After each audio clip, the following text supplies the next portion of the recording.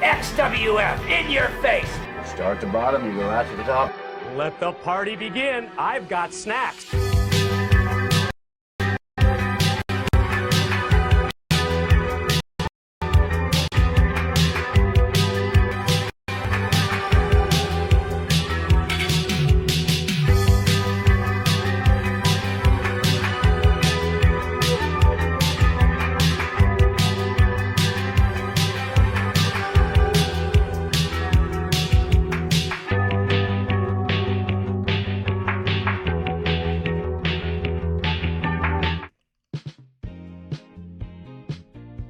Hey, look at us. We made it. Another 7 days around the sun. I'm so proud of all of us. My name is Tom Green. Welcome to WCW. No WCW Deep Cuts Live. Here, Tuesday evening. Little early. 8:30. Because we've got more show than normal. Welcome to everyone in the Erotic Eric Fontaine fan club, aka the chat. I see Will Scott. I see Assured Outcomes. I see Ian, aka Kumahara, who's jamming to Test's song, which apparently has lyrics about beaten meat. So I will have to listen to that. I know he was named after steroids. Number one Gunkle. I'm glad you appreciate the intro. Brian Dermody, as always, is here. I see Fire Pro Spooky. I see Soggy Hydrox, LJH. The whole gang is here. Welcome. Thank you all for showing up a little early. Again, we're watching 3 shows tonight, so we had to start a little bit early. I won't talk too much up front. So the XWF, if you don't know, in the rubble, the demise of WCW and ECW, Greg Valentine got together with Jimmy Hart and Brian Knobs, I'm assuming at a Jimmy Buffett concert. They're like, we need to start something. My words aren't even coming out right. And then I guess Greg Valentine, this is a real story. Multiple people have told this, was at a dinner with this like millionaire dude, Ralph Frank, I think his name is, something Frank. Like, he's like a Texas oil baron. And he's like, hey, there's a space for a second wrestling company out there. You want to start one with me?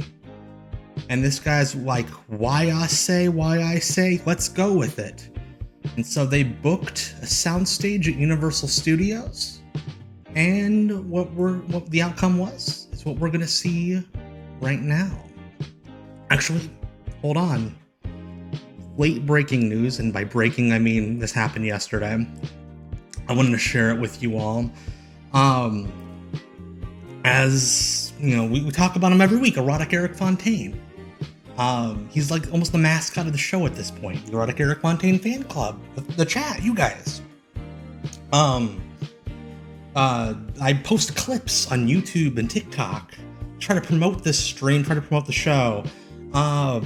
And then one I posted was from the global show that we did, where we were loving on Erotic Eric Fontaine. And I got this notification over the weekend on Monday morning. It makes no sense. Look at that. His cousin Liz says, thank you, he is my cousin. So fun to watch after all these years. And his big brother Craig. Eric was my little brother. I am thankful to see this clip so many years after his passing. We do a silly show here. A silly show about like old wrestling. And I don't ever expect anyone to take this seriously or have like a genuine positive impact on anything. So this is probably the coolest thing to come out of doing these streams this year, without a doubt. So thank you so much to the family of Erotic Eric Fontaine. We will continue to honor the Erotic One's memory. And yeah, let's get going. XWF TV episode numero uno. As always, like I say every week, let me know if the audio is too high, too low, if you can hear me, if you can hear that. So these are from the DVDs that were released in stores of the first 3 episodes they Right taped. here you got 2 of the founding members along with Greg the Hammer Valentine. When we started this thing back in Hell yeah, 2001, Will Scott. No more prima the donnas. wrestling world was changing. How Ted Shirt Out Turner's comes. World Championship Wrestling was crumbling. There was a Was big crumbling. void left in professional wrestling. For the first time in 40 It was years, dead. there was It had only been one dead for wrestling months. organization out there, the WWE. So, therefore, the Jimmy XWF Hart was created. cannot stand Not to still. compete with the Steel. WWE, but Shout an out to Eric alternative Fontane's for family. the fans. Hey, Greg, Jimmy, and myself, we do wrestling. Point of view, but 3 we margaritas never deep ran at a Old wrestling Hogan's company Beach before. House, But with the karaoke help of a night in lot of Tampa. friends, we got this thing kicked off the right way. You know what? You're These were right, taped in Doc. 2004. By this point, Jimmy Hart had Past, bought the present, tapes and the future. from Our the motto rich is oil no baron more from prima Texas. donnas. You know, we just wanted a bunch of guys that love wrestling. So he could sell DVDs. He also did like invasion angles in Memphis and Puerto Rico with like the 5 guys that weren't signed. And they like aired these TVs locally from like 3 years before. Running our own wrestling organization. Wait a minute, now speak for yourself. And see, the interesting thing about Hogan was he technically was denying being with them. He did the one match at the end of the last taping with Kurt Hennig. It's on a WWE DVD, which is weird. But Orlando, Florida. no, Hogan, like, up to the day of the tapings, like, that's not my thing. Like, I was reading an Observer where, like, they got all this, like, red and yellow, like, merchandise and the ring and the logo. And then the week of, he's like, no, you cannot, I'm not going to do it because I don't want to, if somebody gets hurt, the insurance says Hulk Hogan's XWF. But then he tapes this. The XWF coming out of his breasts. So what are you gonna do when the XWF Holy shit. runs wild on you? So, like, there were folks, look, multiple logos. For a company that didn't run more than, like, 2 weekends of house shows, they had so many logos. Yeah, the Hennig match is on, it's a bonus feature on one of the DVDs. So, yeah, it's out there. It's on YouTube. Well, as is, we're 2.5 hours. If you all want to see a Hulk Hogan match from 2001, YouTube's there. That's one step too far.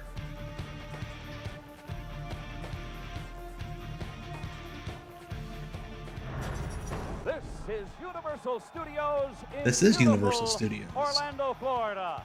This is truly one of the great all-family entertainment theme parks. Imagine being the in guy entire world. that has to Hi, shoot the everybody. one, I'm like, Mean helicopter Gentleman, shot and that welcome all to shows the Universal Studios have to the air. red carpet and the XWF.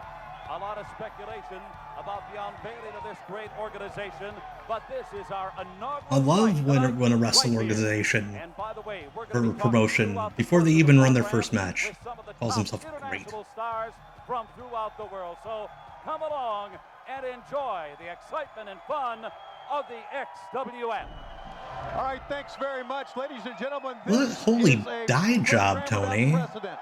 This is the birth of the XWF. And hi, I'm Tony That would have Giovanni, been one of your great. commentators I here wish at TNA ringside. would have done For the people of that. the XWF Universal. contacted Like, me, I know they did like to promos go with, to like, a Shark Boy program. in one of the We rounds. talked over about who would occupy Seriously, this Tony, broadcast look chair at next to that me. dye job. As you know, I've worked with some of the greats in pro wrestling. Bobby the Brain All the Heenan, fans are straight Philly edge. legend Larry Zbyszko, the governor of Minnesota, Jesse the Body Ventura. But also, For the none of them are members chanting of Access XWF, was like, to be able to in broadcast rhythm beside this with the man. rest of each Welcome other. with me, my broadcast colleague for the XWF, ladies and gentlemen, Jerry the King Lawler. This was November of 2001. We are about 8 weeks out from 9/11. That would be great for Tony to do a podcast with Conrad or watch along. So Jerry Lawler had just split with Stacy Carter after she left him for one of the Dups, and then posted pictures of herself, her face beside his limp penis on his website. What a pleasure it is to have you here. Welcome to the XWF, the very first program ever. That appears to be just a press table, not a booth. Lady with you. But no, interestingly enough, The week after they taped this, Lawler goes back to the WWF. They taped this the week before the invasion ends. And they called Jerry, like, at the tapings, hey, do you want to come back? And Jimmy Hart didn't want any issues with the WWF. So he's like, yeah, baby. Yeah. With the XWF here from Orlando, Florida, along with Jerry the King Lawler. Now, ladies and gentlemen, let's bring to the I think this is around the time Jerry Lawler was also on Insomniac with Dave Attell. With that young lady there. Listen to this voice. I love it. He's doing the puppy's voice for Mean Gene. It gives me a great deal of pleasure on our inaugural voyage to introduce Hale destroys Goldberg. The XWF's Chief They Executive wish. Officer, Rena. Because wrestling fans love executives. Wow, King, what a boss. Brian, you missed. We covered this happened right after 9/11 because we've already had somebody say United We Stand. We already talked about Jerry Lawler's divorce. And I think that's about it. Is she looking live tonight or what? Is she looking live?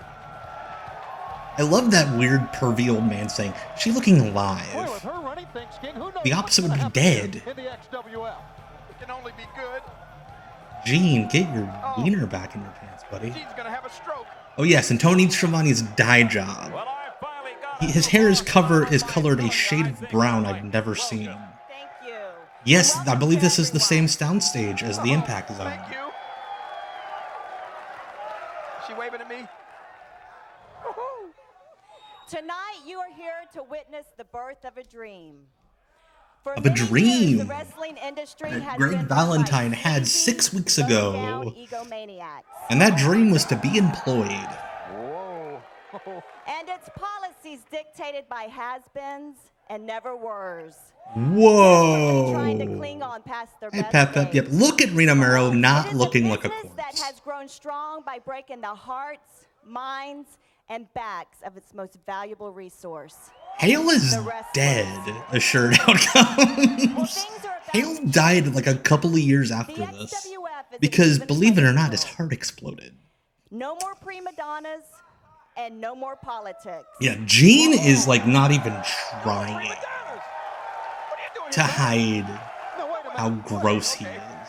Everyone has the Rena Mero opportunity did to the make it station to the IDs top. for TV48 in And Philly. to stay at the top, you Like, is have that to like be the very best. like the 2001 of the best. equivalent of We got the best CEO. Cameo? I can guarantee you that. I am very proud to stand before you tonight. Yeah, you know, as the Rena CEO Mero, of this famous great talker. Organization. But the board Yeah, and I TV48 ran realized that the ECW, order Wildside, and the CZW, XWF but like, why was Rena Mero? We needed to enlist the services Like, of did they someone just who like would find provide her the at like an strength, autograph signing? Like, hey, integrity, and camera. professionalism needed to make this a success. Uh-oh. Ladies and gentlemen, I would like to introduce to you the commissioner. They ran World of Sport the on TV48? That's XWF. crazy. You ready? The commish. I knew the rest of. I did not know that they ran on World of Sport tapes. It's crazy. Roddy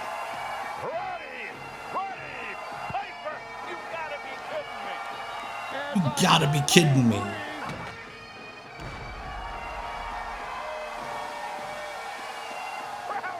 I think in hindsight, like, most human beings, except for like a dozen, were better than Sonny. But yeah. Ref Rob Page, welcome. Thanks for bringing the stale soda and the half-eaten bag of crackers from Impact Hall of Famer Mike Tenay. Appreciate it. Welcome. Thanks for joining us.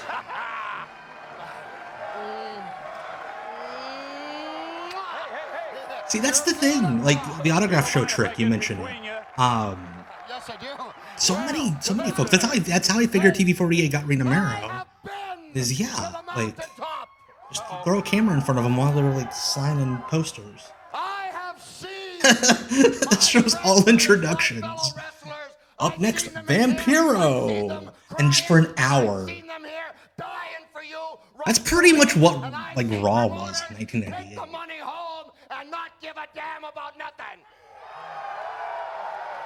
What is... Roddy Piper has a picture of himself as Satan on his shirt. Is a league that is built for Oops, all wrestlers entrances. that can achieve success through Yeah, this is ripped from the DVDs because unfortunately, there are 7 episodes of this shit that have never run anywhere. Jimmy Hart needs to account for those tapes. Hey, wait, welcome. I'd say you were late, but we are not even into our first match yet because they will not stop talking. Every damn startup company. We're going to get wrestling back to the way it was. I see celebrities out there like the great Jimmy Snuka. That thing that you're talking about, Ian, is that the Jeff Katz thing? 'Cause some of that ended up going on YouTube. Like, Cabana pretty much played Mark Maron as a wrestler, which is weird, but it works. Yeah, Jeff Katz just put like the raw footage on YouTube, and like a lot of it's unwatchable because it's raw, unedited footage. Yes, Rob, it is Tony Schiavone and Jerry Lawler, and Schiavone somehow has a way worse style job than Jerry Lawler. And I will get in your face. I am giving a chance. I don't care if you're young, old, just as long as you're bold, you got some brains, and you'll come out here and give these people your heart. Yeah. He said the tagline, we're in your face, no prima donnas, wrestling, way it's supposed to be. If you can remember anything at your age. I am a product of wrestling. Yeah, Ian, it's not finished. Like, if you go watch, like, it's on YouTube, and, like, there are, like, entire matches that are just one camera. Or Jeff Katz himself did the commentary on, like, a mic like what I got. You deal with the money, I'll deal with the slide. Like, it's not watchable. But, like, the Cabanas, like, he did edit, most of the stuff he edited was, like, the Cabana stuff as Punchline, and it's really good. Hey, Brinticus, XWF is a startup promotion right after WCW and ECW died in 2001. All the folks that didn't have jobs came together with Gene Simmons on the last tour. You better get ready to rock and roll all night and party and Paul Stanley and the whole gang. He may look like your next door neighbor, but he's not. They just like ran up to him outside of a hotel. Camera.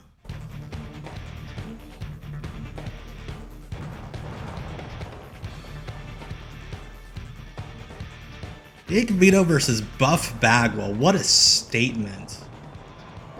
We're different. I thought Dave Spencer said, "Who the hell is this?" Which would be a great way to open a show.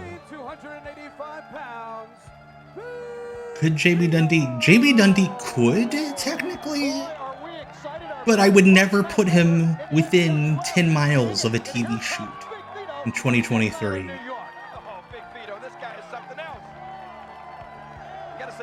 I didn't see what the graphics said, but I wouldn't be surprised if it said Buff Bagwell was the face. Big and Buff would be a great team, and yes, that is Dave Pinzer doing the ring announcing, because again, they had to hire everybody that the WWF didn't. Wow, how about Buff Bagwell and Big Vito to begin things in our very first telecast with the XWF? And how about Poor Tony. from Kiss, from Gene Simmons, Paul Stanley? Like, Tony, I'm sure, is thrilled that Kiss is involved. He loves Kiss. How long does this organization wait lasted for? I believe it was this set of tapings and then 2 weekends of house shows, and that's it. Yeah, they did a series of house shows in Hammond, Indiana, and like the Chicago area, and then yeah, Number One Gunkel brought it up. They did a round in Texas because that's where the money guys were from. Speaking of the people running this, the Nasty Boys.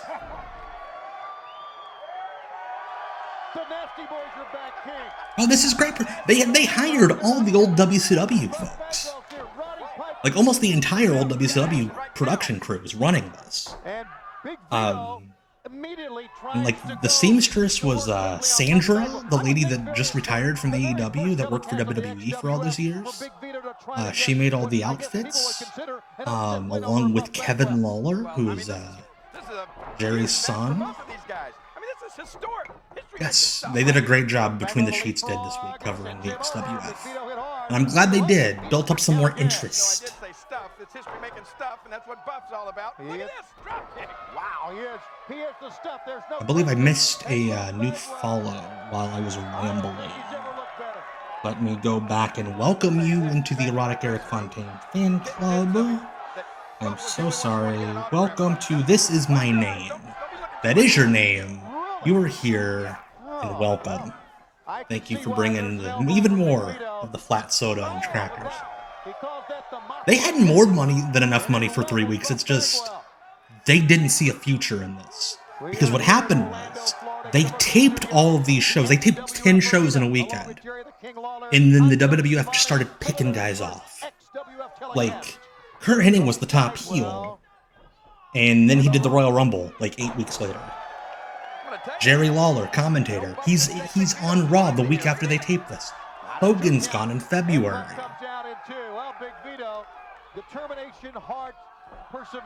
They tried to sign AJ at a tryout camp right after this, I don't know if actually this would be an upset win. I mean, should Big Vito win this match? I don't know if you'd actually consider that an upset. This guy's he's had quite a career. He's had a lot of success. Well, you make a good I love how Jerry Lawler can't even pretend to know anything about Vito LaGrasso. He's like, this guy, he's had a career. Hey, Scotland. Mr. Green Mist in the house. Of course, check out Scotland's stream Pro Wrestling Potluck every Thursday at 9 p.m. this week. Halloween Spooktacular. I will be in the chat. A lot of the folks from the Erotic Eric Fontaine fan club will be in the chat. It'll be a happening. Thursday, 9 p.m. Go follow Scotland. Bagwell mounting to come back here on Big Vito, but can he? Don't tell the fans at home, they all know Big Vito. Yes, Buff Bagwell in his fake calves that he probably has in his luggage back there somewhere. The XWF Rookie of the Year. That's right. Yes. Also, I forgot to mention Wrestler or Candy. We are playing this week. I will be in the chat playing. Scotland will be hosting. Viewer submissions of various matches, angles, segments, etc. This week themed around Halloween, 9 p.m. Thursday night. I think Bagwell is sort of, he's feeding off the enthusiasm of yes, this is the most January 2001 WCW match imaginable. Like, I'm expecting the Natural Born Thrillers to run out. We even got Slick Johnson as the referee. You gotta be kidding me. What's he gonna do? Hell yeah, EWR. I love an EWR reference. Sure.com. I'm sure you and Tony Khan still rocking that. Vito went to the WWF in 2005. I want to say it was like way later. Like it was like a very unexpected signing. Tries to get to the ropes. Bagwell's up, Vito's down, Vito's stunned. Here comes there we go. The Buff Blockbuster on Big Vito. I would love to know if Jerry Lawler still knows who Big Vito is. 2003 was he in the 2003 FBI? 2003 FBI was Chuck Palumbo, Johnny the Bull, and Nunzio. I thought he didn't come till like later, but maybe he did. I don't know. I know he was around when they switched from UPN to was it UPN to the CW? Because they built that the debut show on the CW around Booker versus Vito. Hell yeah, Marty Jannetty, MJ in the house. You know, Vito had a very long run. Okay, he came in 2005. Thank you for the confirmation, Rob Page. We have all the cruiserweights led by Prince Iaukea, the leader of the cruiserweights. And Scotland, you're thinking of the WWA, the Australian company. I could see how you get them mixed up because it's literally all the same guys. About giving everybody a fair shake. Yeah, man. I see I tell you what, Low Key in the I background. came through I every see round, and I had to fight one guy Psychosis, at a time, Hoovy. one guy at a time. You guys are the most talented guys I've seen. Cruiserweights, no, bar none, bar none. So I'm looking at it this way. Instead of having to go through all those years of pain and toil, let's get us a cruiserweight champion. Let's, if you're willing, let's put All those in the years of ring, pain and pinfall, toil. Pinfall, submission, over the top rope. It don't matter. Last man standing, cruiserweight champion. Let's just start it there. Hoovy's like, what company am I in? Looks at his hat. Boys, go to it, man. Like, these guys are all just wearing the company shirts they were given. Pay attention here, King. Oh, what? We're talking about the celebrities. Take a look at the celebrities that were Low-key, yes, Low-key was quick kick. Because they really wanted to be racist against Asians, but they didn't have, like, a lot of Asians. So Low-key became the guy with the racist Asian name. Marty Jannetty, MJ in the house. I guess Marty Jannetty did an interview today where he said that Hulk Hogan had a vending machine full of drugs in his house in the 80s. The comments you've just heard from the commissioner, Roddy Piper, talking about that cruiserweight battle royal we're going to have. Look at that shirt on Jannetty. Speaking of free shirts. Yeah, Marty Jannetty has no idea where he is. For all he knows, he's at a rave.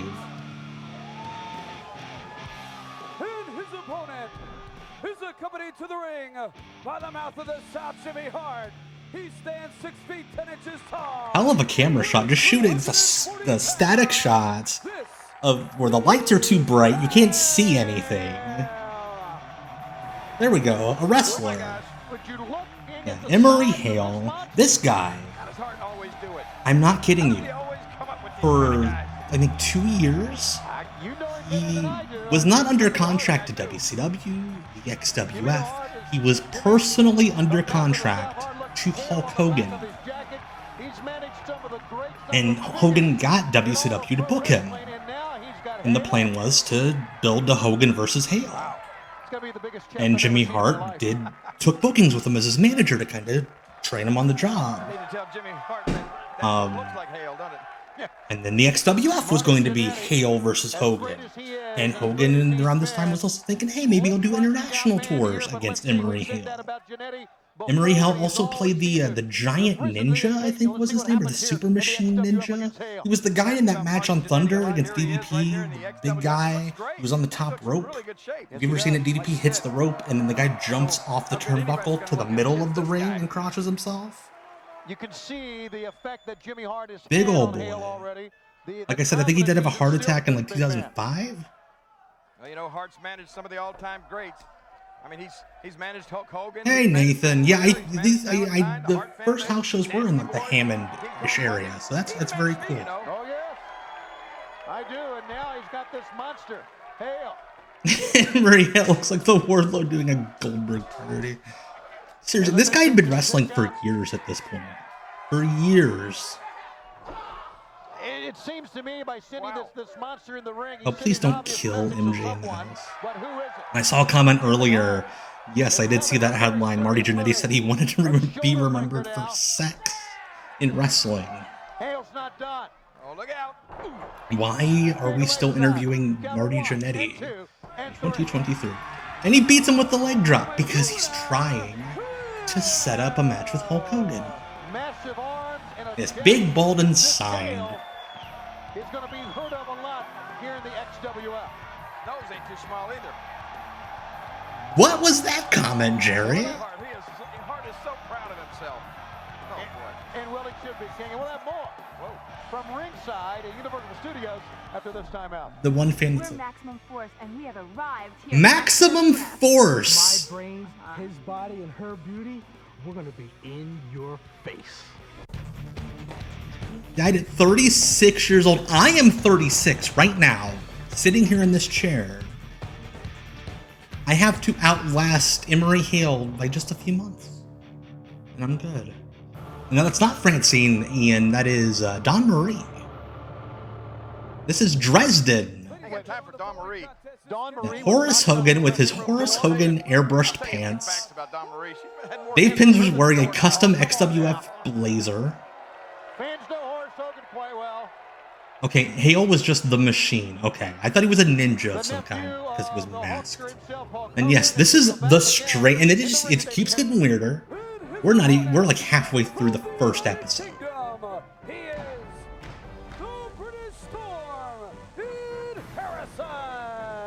This guy comes in, he's like, "Wah!" But they're playing like the most like polite performance of the British national anthem. Hey Jonathan, welcome. Hey Rowan Fresh, Broderick Eric Fontaine. You missed it earlier.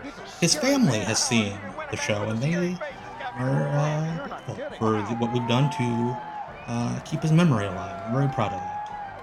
Super Ninja was Ron Reese, that's right. Yeah, the Yeti thawed out into the Super Ninja. Weird. And I am not surprised, Brian, that Don Murray is your tag. But yeah, this dude, Ian Harrison, I believe he was like a Florida indie guy who Jimmy Hart found. And he's like, oh, you're big. Guy is huge. Also, I love how the giant bodybuilder's like, I'll keep my shirt on. And also the guy that they're using to be squashed by the giant bodybuilder is like immobile Horace Hogan. Apparently my phone was going off. I didn't even hear it.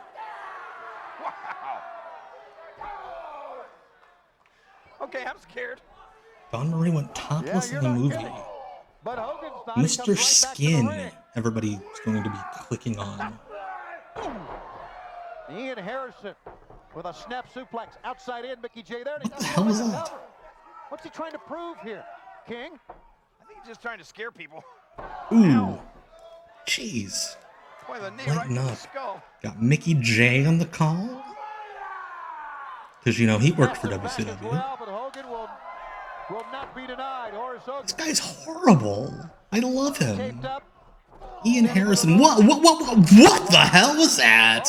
He's got unbelievable strength. Hey, Jared T. Yes, this British dude, Ian Harrison. What the hell? Michinoku Driver! From the immobile British bodybuilder. And that's not even his finish. What? No. He's like trying to do a World of Sport thing. Oh, his finisher's a head scissors. His finisher's death by snoo snoo. Gee, okay, that's at least the finisher makes sense. He's got big old thighs. I'm Johnny B. Bad, and I'm back. Everybody's here. I'm a bad man. Yes, you are, Mark Murrow. These tapings took place November of 2001 at the Universal Studios soundstage that the TNA shows were taped at. Like over like 1 weekend they taped 10 shows. This shit's weird. I'm with you, Scott. The artist formerly known as Sable, Rena Mera. The artist formerly known as Sable. We had the young guys, the monsters, that the guy you were managing, Hale, and Ian Harrison. We had a variety of wrestlers. Something for everyone. Hey, and what about the cruiserweight in the Battle Royal? Was that not good? Mark and Reno were still together. She didn't get with Brock until her second WWE run in 2003. She was still with Mark here. Dresden and Big Vito sounds horrific. Yeah, Brian Knobs' speaking voice is louder than my screen. XWF wouldn't be complete without the wiggle. Norman Smiley! And Jiggy here, because I'm coming to get you. All these vignettes seem like a parody of wrestling. Everybody else gets a damn entrance, and then this is just like, hey, we got cruiserweights. Got AJ Styles. I see Billy Fives, Florida indie wrestler, the little Johnny Swinger looking guy. See Christopher Daniels, low-key as Quick Kick. Prince Iakea in his Sting cosplay. Oh, jeez! Psychosis doing a cool move. Stop doing those. Hey, Fanatic Gamer. Yes, a lot of future stars here. Yes, those 3-second promos are very, I think you should leave this. Yeah, that was a sick move from Psychosis. Yes, Chris Daniels still had hair. He was going to shave it in a couple months after this. And it looks like Quick Kick has Kid Cash in the corner. That's Kid Cash hooking him right there. There's Kid Cash. This is like a pretty decent cruiserweight division. Kid Cash just doing a muscle buster, a Kaniku buster. Gotta be it for him. You know, Kid had broke his neck that time. AJ Styles. Like, the one benefit to everybody being available is that, like, they could have a very good cruiserweight division. But also Prince Iake is there. They're like lightning. And you talk about a historic match. How's it going to be the first? Dude, this is a gold mine. Cruiserweight, of course, but the first champion crowned here. I'm very happy we decided to do this. Yeah, we're just about 4 months away from Ring of Honor starting. What the hell was that? Billy Fives just, like, took a tilt-a-whirl out of the ring. And there's Josh Matthews. That's Josh Matthews. Isn't he the runner-up of MTV's Tough Enough? Shivani's very natural exposition. Well, he's probably enjoying an evening here. Oh, he seems like he's having so much fun. I'm sure he's enjoying himself watching. He seems cruiserweights. I guess having so much fun. Who's going to be the first ever XWF cruiserweight champ? Oh, look out! And I have to say, Hoovy and Psychosis are like, we're not going to win. Yeah, for a match stipulation that, like, takes away, like, almost all of the benefit. Oh my gosh! Oh boy, that was dope. AJ Styles just went up in the lights. Like a battle royal, you can't really do, like, top rope stuff because you get thrown to the floor and you're eliminated. But, like, these guys are really figuring ways out around it. Very impressed. Also very intrigued that Low-Key lasted this long. Because he was really, like, not even, like, a TV name at this point. This Quick Kick is living up to his name. And even back in 2001, Low-Key is like, I will not let you use my name on TV. Back leg front kicks. Cincy asshole. Cash all the way down to the mat. Yeah, wrestling's a different time, man. 2001. There are like 10 people off of a reality show that are available that you can pay to just sit in a crowd. Josh Matthews, that Greg fella, big jacked up guy. Right to the eyes. And I'm not surprised, Nathan, that Josh Matthews and Kid Cash was the best match in that XWF house show, considering everybody else there. Oh, geez. Oh, gosh. How did he avoid going out? Quick kick stayed on. In the side of the head. There's Kid Cash up on top. The dream match we all knew we were going to see. Prince Iakea against Low-Key. Oh, man. His quick kick is something else. He really is, King. You're right. He's up on top. Chris Daniels. Prince Iakea. Oh, that was cool. Somebody should steal that. Oh, man. Collided midair. Mid-air collision is right. You know what, Jonathan? I wasn't going to bring it up. But yeah, this set I've been using for the past few months looks awfully familiar when you watch those Danhausen vignettes. Daniels and the Tongan Prince collide with lariats. For real, they did. It's just, this is like the first thing that comes up when you Google TV overlay or retro TV overlay. He's done, and we got 3 men left. I'm pretty sure that's where they got it from. That is dope that one of your first roommates was an AP and Tough Enough. Kid Crash. By the way, it's Kid Crash. Not Kid Cash. Another guy who did not want to sign his name over to the XWF. Christopher Daniels. Referee has like highlights in the back of his head for some reason. That was a pretty spectacular move, but he did not hit pay dirt at all. He didn't hit pay dirt. To the ropes. Oh, look at that. Oh, Kid Crash holds on in midair. Crash. Daniels was doing like jacked and yeah, like the WWEC show stuff. Here, but I think they'd kind of decided on not signing him. Daniels is climbing up top, a very dangerous place to be in a match like this. Oh, that was cool. That was cool. I did not expect him to go that way. I thought we were getting sunset. That was a cool ass match. Like way too good for the XWF. So Kid Crash, aka Kid Cash, according to the Chiron, according to the lower third, can't get his name straight, but he's the Cruiserweight champion. native of Virginia. No, he's Who's not. worked his way up through Tennessee. the ranks through the state of Tennessee into the Carolinas. Is the first ever cruiserweight champ of the XWF. And a very proud of himself. You think like when Tony Schiavone's running around backstage at AEW, Wait a minute, what's he doing? the young guys are ever like, do you have any XWF stories?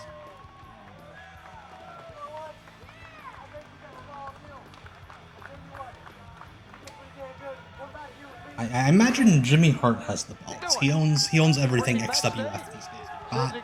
What's going on here? I'm going to introduce you to some boys in the back. There's your new champ, and we're coming back on the XWF. It crashed marking out. Oh, Alice Cooper. In your face. Welcome to my nightmare.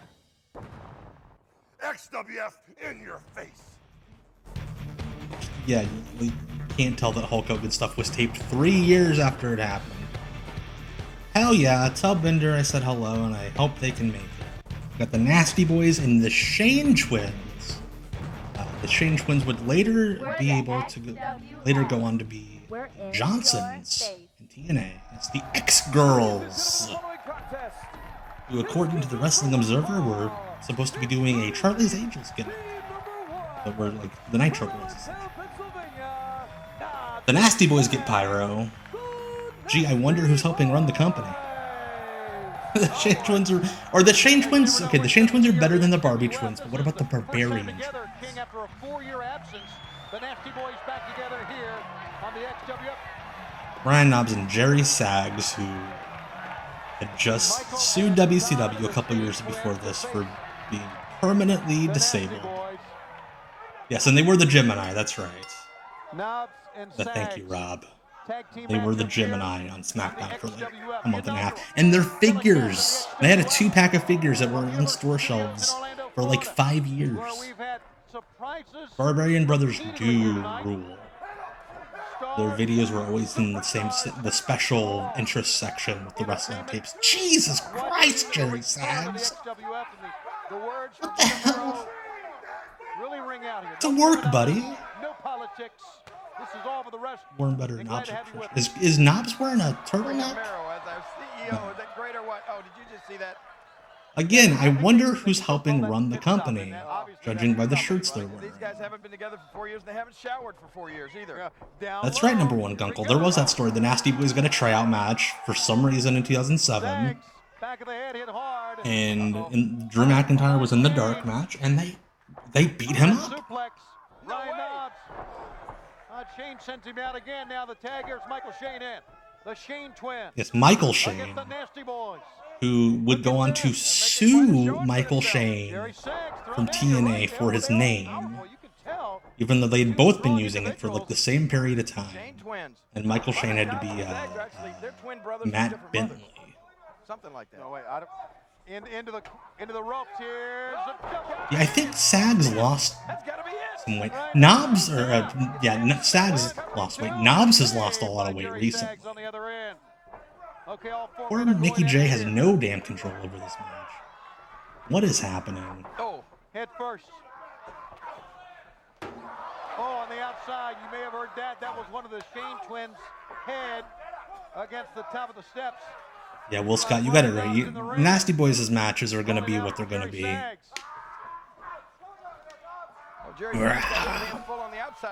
Well, once Jerry Sags gets the focus, They have 2 different logos on their ring apron. he hits hard and he's down. It's like Jimmy Hart paid one graphic designer, Brian Knobs paid the other one, and neither of them had the heart to tell the other one that they were fired. As the Shane Twins win. Yeah, that middle logo, it looks like a M-rated PS2 game. Hold on a second. What's that music? Fanatic Gamer with a shout out for Harlem Heat. Here come the Road Warriors for no damn reason. Not the Road Warriors. It's Hawk. Not the Road Warriors. You see there, Hawk thought he was going to jump over the top rope, and he thought better of it. And they're helping the Shane Twins up. And they're like, hey, we approve of these guys. Yeah, Hawk and Animal back together after Animal's Lloyds of London policy fell through. And he was allowed to do tag matches again. Passing down the banner to the next set of roid heads. Yes, it is breaking down. This is, yeah, Brian brought it up. I'll bring it up again. This is the Impact Zone.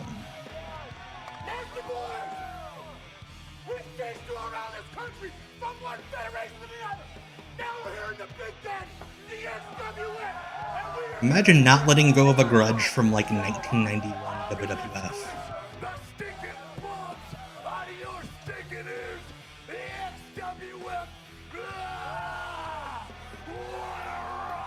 The Road Warriors, as we take you now to Willie Nelson. Sorry, that segue. Congratulations. The Road Warriors here in the XWF as we take you to Willie Nelson. Start to bottom, you go right to the top, don't mess with that in between. Well, we all believe in America, and we all believe in free enterprise, and we definitely believe in XWF. Good luck and go after them. Oh! In your face! Why? Yeah, there's a longer version of that in the infomercial that they ran.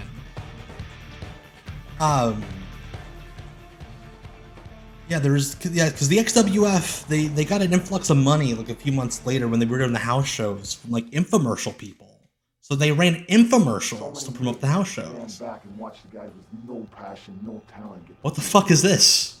I've been lied to, buried, cheated, jealousy, politically blocked, shoved in the back, driven underground. This was produced by Darby Allin. The learning curve has gone full circle. And for the first time, I'm realizing to get what you want, you're gonna have to just stand up and take it. XWF, get ready for the resurrection of Vampiro. This is my time. I love how the first 40 minutes of the show has been like old guy, old guy, old guy, old guy, old guy, and then Vampiro's like, there's no more old guys here. The young guys are getting their shots. And Bobby Heenan is here years after announcing his retirement as a manager. And he's like, I'm gonna manage now. Look at that jacket. Beautiful jacket on the Brain. And Doug Dillinger's here. The whole old gang. Back together. Must be great in wrestling. Like, as long as you can find a millionaire, you can always work with your friends. Client, you couldn't do justice. I have to do justice. Seriously, what a jacket. I'm no longer a manager. Bobby Heenan is the best. He's an agent. That's how he got around the retirement thing. In pro sports today. He's a man that made Minnesota famous. He is the most accomplished wrestler you'll ever see. Ladies and gentlemen, stand up and give a big hand to the one and only Kurt Hennig. That's like the most important Kurt Hennig had felt in years. Yeah, Kirby Puckett, the man that made Minnesota famous. The Brain is Heenan's agent? The Brain is Heenan's agent. You had to pay attention, Jerry. It'd be great if Heenan, like, ladies and gentlemen, Prince. And honestly, it would kind of fit with this show. Rest in peace, Bobby, one of the all-time greats. In our main event of the evening, it's gonna be in your face. He's from Mexico City. What? The main event's gonna be in your face. Vampiro gets the Nasty Boys as Pyro.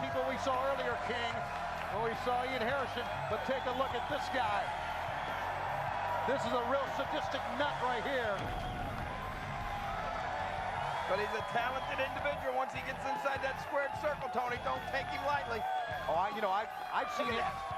I've seen this man do anything to people. I've seen him, unfortunately, what he did to a wrestler about a year ago. He tried to end his career many different levels, trying to set the man on fire.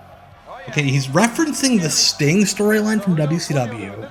This is the case of a guy who will do anything. And they'll mention Tough Enough. They'll mention MTV, they'll mention all these other guys, but they won't mention Sting for some reason. You heard what David Penzer said. It's a sadistic individual in a corset.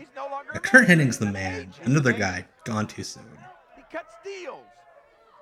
Cuts deals. Maybe that means he just gets a bigger slice of the pie. You think so? The difference between manager. That's exactly what it means. The Imperial got brand new slick tights. This is after the end of WCW, Fanatic Gamer. This is about 10 months after WCW closed. 8 or 10 months.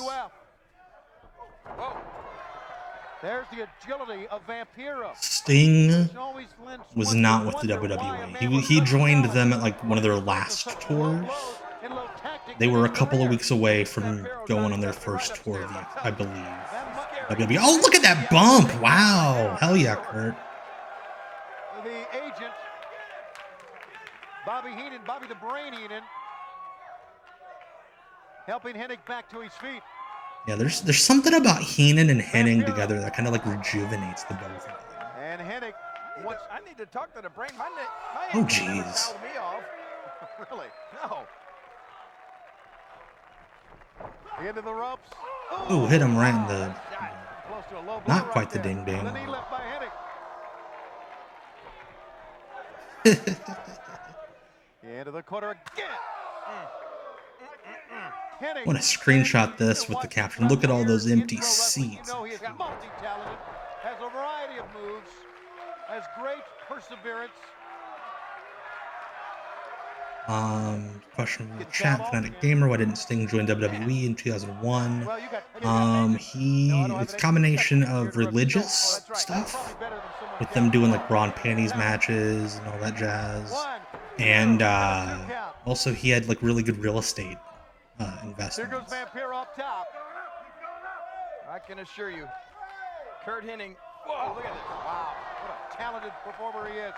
He connects, and he can win it. No, Hennig's out in two. And with Bobby the Brain as his agent, they've got some big plans here in the XWF. Look, they're always conferring. Hey, wait a minute. What's Heenan doing over there? There you go. Not the Brain. Don't he's got some nuts or something. Check this out. Brain, look at Roddy Piper fucking with Heenan. It's Roddy Piper, the commissioner. Oh. He hit Hennig. He nailed Hennig. Wait a minute. What a main event. Fucking Vampiro's finisher was just like another move in the Ian Harrison match. And Heenan is livid. What a telecast this has been, ladies and gentlemen.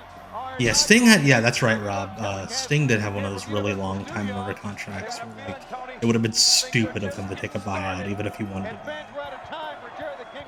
What a sight! What a three-shot! Roddy Piper, Vampiro, and Rena Mero to end the first episode. Wow, Jimmy, what a start for the XWF! One hell of a battle royal. Jimmy Hart, like, is the one that gets the money from these DVDs, and he looks so sad. Alice Cooper stopping by to say a few things. Stopping by, they went to their freaking houses. The Road Warriors again after the Nasty Boys' butts. Hey, Henry. Unfortunately, Road Warrior Hawk and Ray of Sunshine, welcome. They will be deeply missed in the wrestling world and beloved by fans. Damn it, Brian Knobs, why you gotta make us sad? Friends with me and Jimmy Hart, and we will never forget him, and neither will the XWF. Boy, you're right. Why is Kurt Hennig's in memoriam picture him wearing Buff Bagwell's hat? What? Thank you guys for watching the first episodes of the XWF. So we've got a lot more to come. I'm the Mouth of the South. Brian over there, like, this is my sad face. All right, in between, we got 2 more episodes. If you're just joining us, welcome. Folks who are joining us at our normal time at 9 o'clock. We started a bit early because we got 3 episodes of this stuff, so you've still got plenty of wrestling. Hey, Glacial Back, is that Flats or Fia? I can't even read my own font, but welcome. Got plenty of crackers, plenty of flat soda this week. Yeah, this DVD came out 2005, I want to say. It's still on Amazon, if anyone's interested in buying it. Oh, I believe that was a bot. Welcome, bots. I'm done. God, I'm lost. It like scrolled way past everybody. You're not sorry for bothering me, you damn bot. But yeah, anyway. So next week, I wanted to let you all know, I'm going to go back to normal. with an episode or 2 episodes of WCW Prime. We're gonna be here Halloween night because my kids will be done by 9 o'clock. But we will watch the Halloween 1995 episode of Prime featuring the American Dream Dusty Rhodes hosting. It is mwah. So we'll be going back to 1995 to quote the kids these days. We got Prime, boys. Yeah, we got Prime. Next week, 1995. Let's get back to the XWF in your face.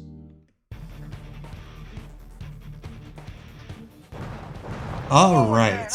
They switched sides. On the mouth of the South, Jimmy Hart. And this is the second I cannot wait for the Moo match of the week next week. A lot of hard work and Brian Knobs puts on a slightly less obnoxious jacket. And our storylines we tried to give the very best to the fans, what they wanted to see. And we had some new stars like Hale and Ian Harrison.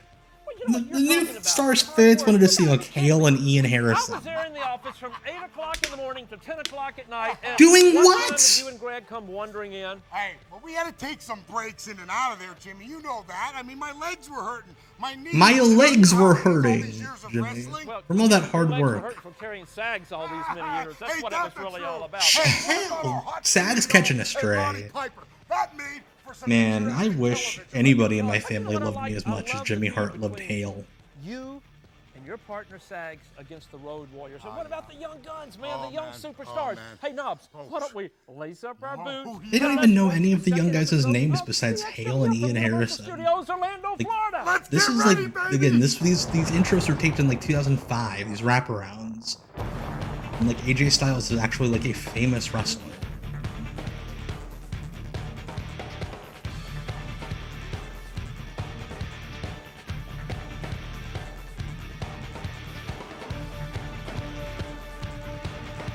The intro alone is a fever dream. Like, why are all of these people here together? The answer being unemployment. The commissioner of the XWF. And of course, what we needed, this didn't air anywhere. Everybody is just binge watching this on the DVD, so of course we need a recap of last week. Universal Studios, things are just getting started. Welcome fans to another week of XWF. Shout out to the guy in the background running the old school FBI show. Hell The one and yeah. only King, Jerry Lawler, along with the beautiful kitten. Shivani with a wardrobe change. But But seriously, that hair. returned for the first time in 4 years, and they were upset by the Shane twins. Now, wait a minute. I don't know if that was an upset or not. They've been crying. Nasty Boys have been complaining all week. Lawler has one jacket that he's worn that he wore for like 5 years straight. You're right, they beat the Nasty Boys, and this week, the Nasty Boys have asked for a rematch, and they're That's not even Miss Kitty. That's Miss have their Kitty's, rematch this week on the program. let's see, Well, we'll see what replacement. happens. It's Now, what's sexist. going to happen if the Shane twins win The again? lady that Jerry Lawler was dating after You Miss think it could happen? It could happen. Yes, it could. It could happen. It's all a part of Priscilla XWF in your was her face name? as we go to our ring announcer, David Penzer. In your face. Hell yeah, Hoovy and Psychosis. Much better start. Now will they come on her and just talk for 20 minutes? That guy's excited.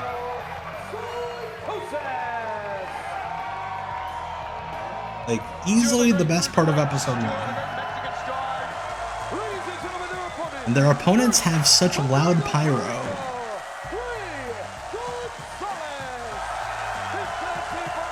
Isn't Ray Gonzalez Judas Macias?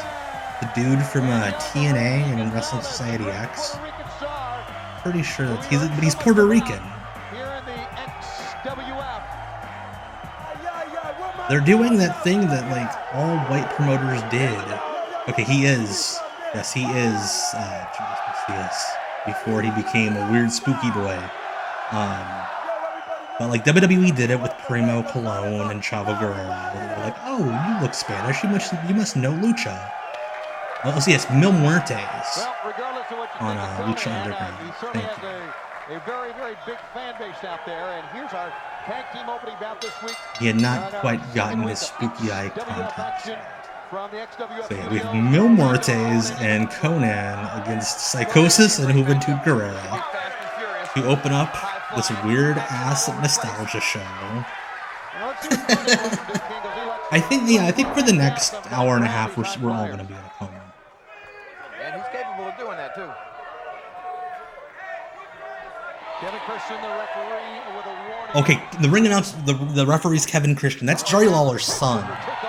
Jerry Lawler's son is refereeing Juventud Guerrera in Psychosis against Conan and Mil Muertes. This is wild. And a tag, and Ray Gonzalez will make his way. Ray Gonzalez. A lot of fire, a lot of vigor, a lot of It'd be very funny if he ended up being a better lucha wrestler than Conan.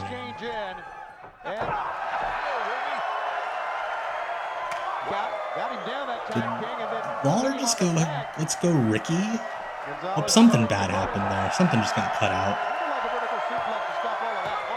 Something kind of like a vertical suplex.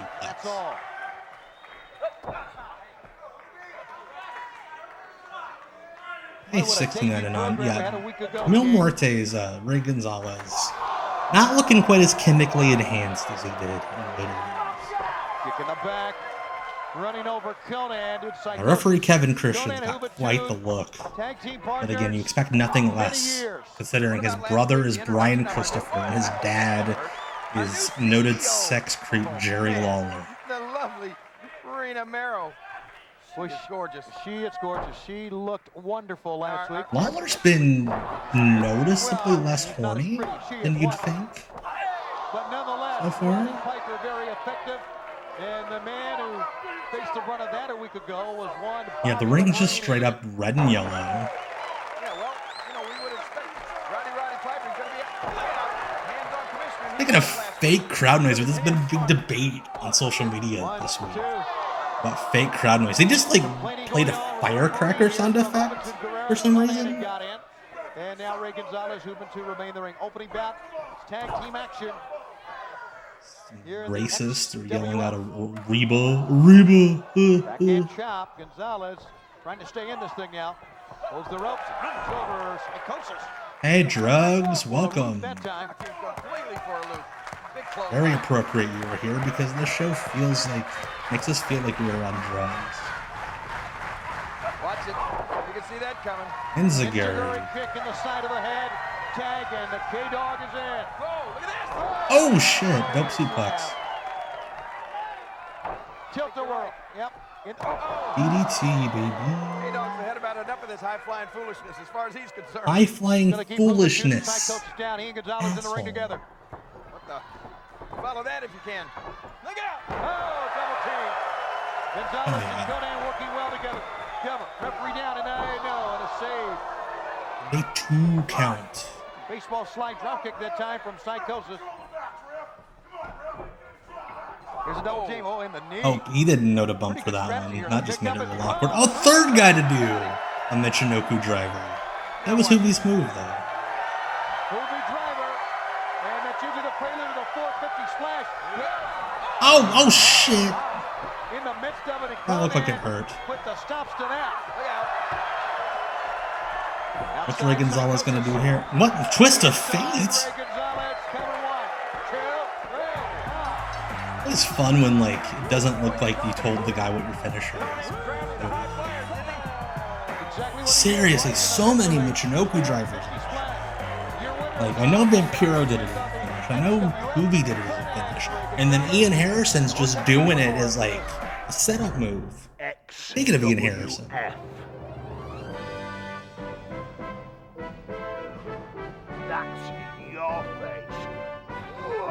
My titties are in your face. Look at that face. Jeez.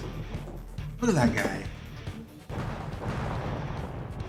How did that guy not make money in wrestling? Yes, he was horrible. XWF CEO and Don Marie. You're a creep. I want to introduce to you XWF. Second week in a row, we've had an old creep on the stuff we've watched describe women by going like this. Do people still do that? That's so weird. Oh shit. Guys. Her bodyguards. Barbarian is one of them. Fred Ottman. Tugboat is another one. I didn't see the third one.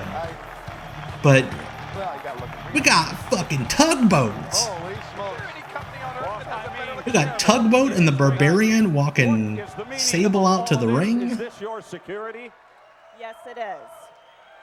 First of all, I just wanted to come out here tonight and thank everyone for their efforts. Rena. To make the XWF Look at Gene back there. Special such an unforgettable occasion. Oh, it was that. Yes, it was. Saucy boy. Seriously, imagine. Let's get Tony Khan to book those guys as a trio to go up against the Elite. To a whole new level. Yeah, Mean Gene is by far the pervert of the week. And we've had a lot of candidates, but Mean Gene is back there. He's like playing pool, pocket pool, definitely. Gene is a pro, and by a pro, I mean a pervert. Well, I have to agree with you totally there. Well, not quite. Wait, is she interviewing him now? New commissioner probably has overstepped his power. Oh, there you go. Would you not agree with that? I do. Are you questioning my decision, Gene? Uh-oh. Well, no, wait a minute. Seriously, this fake crowd noise is amazing. Apparently the live sports arena effects were way more expensive. And they're just playing sitcom crowd effects. Hey, Suzanimal. Is Rick Fuller the third guy? That'd be so cool. And honestly, I'd believe it. Also, again, she walked out with the Barbarian and Tugboat, and they just disappeared. Her decision making. Why are you questioning this lovely lady at all? I would never question her. I'm questioning you because it appeared to me that you took matters into your own hands. And again, there are multiple many things logos on the mic flags. But you haven't been one of them yet. I have no idea who the face and the heel are. Roddy, None. when I asked you if you would like to assume the office of commissioner, you said that you would be impartial and consistent. You said that your wrestling days were behind you, and that you would be content just. Okay, Piper's kind of funny here. And yes, that is Rena Mera from Corky Romano. Is there maybe still a fire for action burning under that kilt?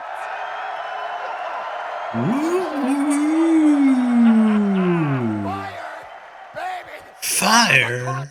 I'm horny all the time. I've got a penis.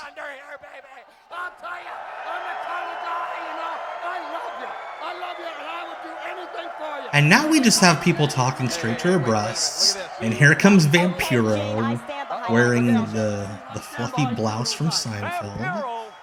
And why is he so close to the microphone and not talking? It's so weird. And now he's looking at her boobs. Your eyes are up there. I've come here tonight, Madam Commissioner, Mr. Piper, on behalf Trying to of all sound the so new young cool, guys Madam back, Commissioner. to say thank you very much. Thank you for your confidence in our abilities. Because you have given us a shot where no one else would. No one else would take a chance on us. And for our appreciation, I love. It makes you feel great watching a wrestling show when the wrestlers are like, yeah, nobody else would hire us. every night. I like the percentage. Ian asked for Just to show you that the XWF is the place. This is the one, this is the one startup Vince Russo didn't work with. Believe it or not. Oh, you're very welcome, Vampiro. And this reminds me of a story that Yeah, I there's once no heard about you. blocking When you were to speak 15 of years here. old and you would stand outside Can't see the LA anybody's Sports Arena face. with your bag in your hand, just waiting for someone to give you that opportunity. Now Well, Vampiro's this got is his your bag in his opportunity. hand. And I mention this only because I have seen another young man who displays the same determination and desire. Josh. The young man's name is Josh from MTV. I was hoping she would just leave it. Just a guy she met named Josh. He was the waiter of Olive Garden. Josh. Dreams come true. I will do anything that you want me to do. If you got it for Josh, I met this guy. He was bagging my groceries, and he was great at it. Definitely pointed the right commissioner. There's so much acting happening here. Josh is good enough for the XWF because he's got Josh. Give him a last name, poor guy. Rowdy Peeper. Well, it seems like everybody is on the same page. The CEO and Yeah, the first season of Tough Enough had just ended right when they taped these. More to come. Hey, how you doing? I'm Big And of course, we get a Big Vito vignette. I'm the toughest in my neighborhood. And over here in the XWF, I want to fight the toughest. That's why I'm going to get in your face.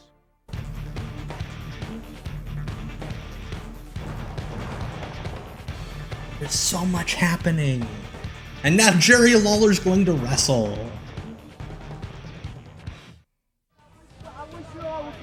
No, he's not. Jasmine St. Clair with the South Philly Posse.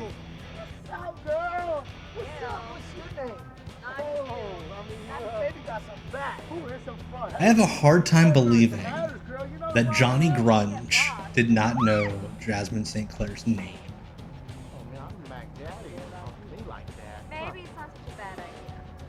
Also, look at these jackets, these shirts they're wearing. Yeah, that's totally Philly. XWF and a new look at some people we know quite well. The South Philly Posse coming as part of the Some people we know very well. Here in the XWF. Change is good though, Tony. I would agree with that. I want to change your shirt sometimes. Just every now and then, you know what I mean? Change is good. And there's no doubt there's going to be more changes with Roddy Piper as our commissioner. Rita Mero, of course, is the lady in charge. And they seem to see eye to eye at times. So they couldn't even like put like a blanket, like a tablecloth over that. Yeah, Lawler was literally back in the WWF the week after they taped this. He got the call from them at the taping. With me? You know I'm not deaf. Listen to that music. Heard about how you trashed Dawn Marie last week. Did he? I mean, might have. Who knows? I don't think I said anything that was not true, did I? It's obvious because you never attended. Look at all those people wearing those XWF shirts they didn't buy. This is class. There's a third logo. Look behind Simon. There's a third logo.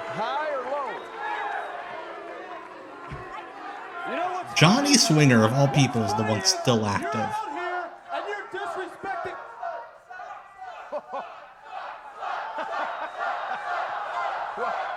Oh no! Come on. I think the fans seem to know it better than he does. I think the fans agree with you. You're out here. Great chant for a theme park. Trash.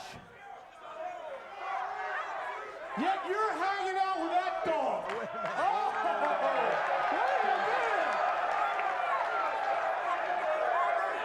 Yeah, Pat Kenny's with the NWA now. Yeah.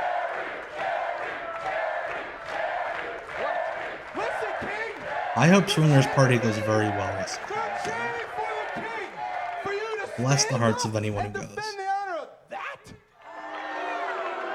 well, I will do that, but before I do that, I'll give you one opportunity to take back what you just said. Tell you what, the ring's right there. If you want to take that opportunity. So I love how they aired the graphic for this match, and then a vignette for somebody else, and then they shot the angle for the match.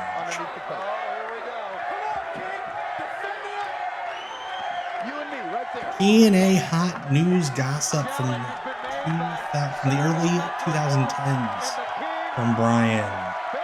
Simon Diamond was a nice guy when he was an agent. Brian, of course, worked for Spike TV, Viacom, Paramount, call it whatever you will, and worked with TNA a lot back in the day. That's how he knows.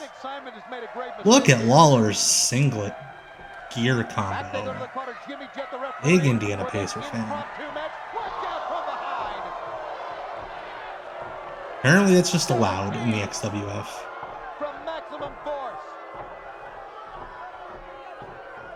Again, I cannot get over the fact that they finally give them a team name almost a year after ECW closed. Maximum Force. They sound like a fake cock charity. Kitten looks on. Another double. The ref's just like, okay, this is a handicap match now. For crying out loud. Swinger has no cause to fear. They couldn't get the real Nick Patrick, so they had to get a fake one. Why is the ref gonna count? And Lawler couldn't even stay down for a 1. They did steal the fake crown from the EDF. The King's got to face 2 men. In a duck. Swinger goes down. Another duck. Oh, how about this? A gouge to the eyes now by Swinger. And now Simon. Standing sidekick. And out goes Swinger. That's the only way Simon Diamond can sell anything. Jerry Lawler just defeated an entire tag team by himself.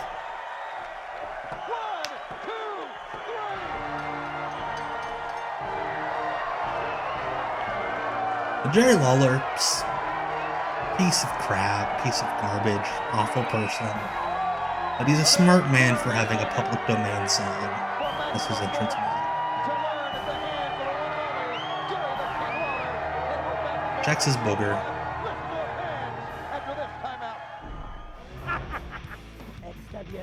Sony Ono. The great Japanese wrestler, Vapor! You're that great Japanese wrestler from California. Vapor. Vapor. Hale versus Knuckles. Oh, that's right. Sakota is dead. Sakota is, Vapor is Ryan Sakota. He was briefly in WWE as one half of, I'm not kidding you, the Yakuza with Jimmy Yang in like 2003. And yeah, he's passed away. Making his way to the ring accompanied by the mouth of the South, Jimmy Hart. He stands 6'10" Of course, the one guy that needed a match on every show, Hale. Jimmy Hart putting his hand on that lower back to let everybody know whose stud that is.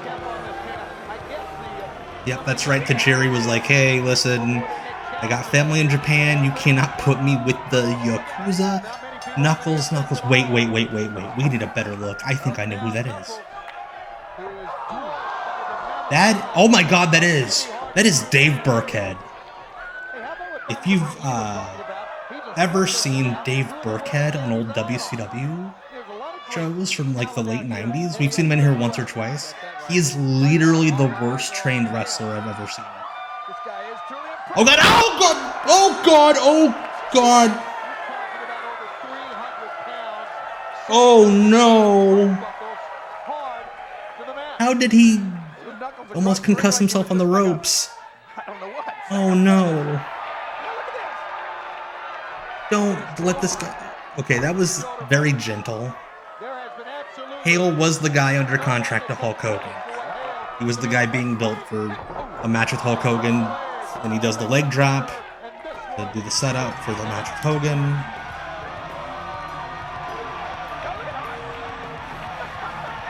But yeah. His, Knuckles' full name on the indies, I'm not kidding you. Knuckles Sandwich. Or the border.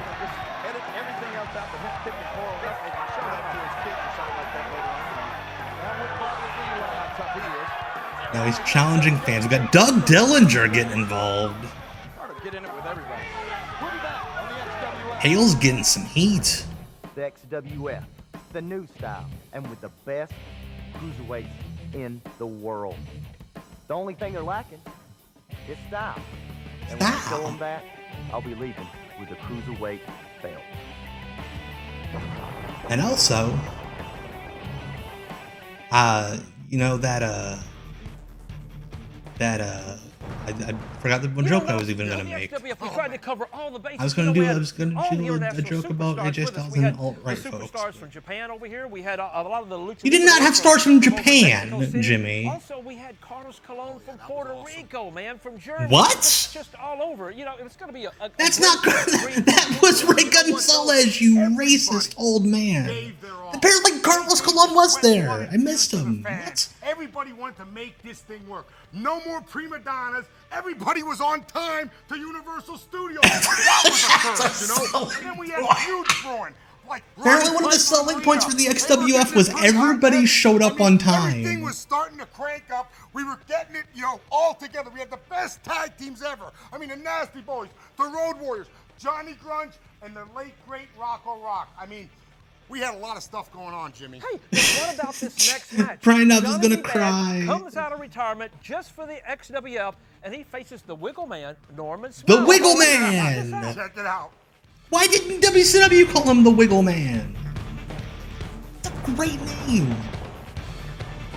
Johnny B. Bad and Norman Smiley. And a match of guys who lived over by the building. I can't believe it. It must be a conspiracy. Oh, acting. What's that, man? Oh, I'm not wrestling on the show tonight either. Then why are you in your gear, you You weirdo? shouldn't worry about it, you idiot. The spectacle you made of yourself last time. Hang on. Whoa. That shitty match you had last week? Yeah, no, don't do this. Listen, you are a nice guy. You're too nice. I can get you matches, but you gotta be tough like this guy. You gotta have paws like this guy. Look at this guy. Gotta have You hands. don't care for nobody. You gotta be tough. You're a sweet kid, but you gotta get in there. You gotta fight. This guy's tougher than nails. Doesn't matter what you do to him. He's the toughest guy I know. So I'll get you one more match. Hey, Roddy, in this take, could you just beat the shit out of Greg Valentine? Go for it. You betcha. Ring up.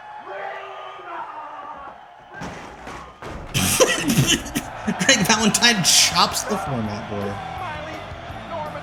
A lot happened there, and I don't know if I have the words for any of it. Dave Kinzer's tan is a bit problematic.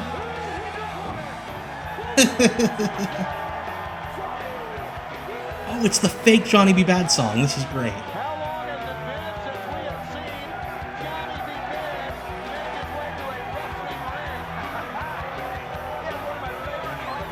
I love this fake Johnny B. Bad song. This is awesome.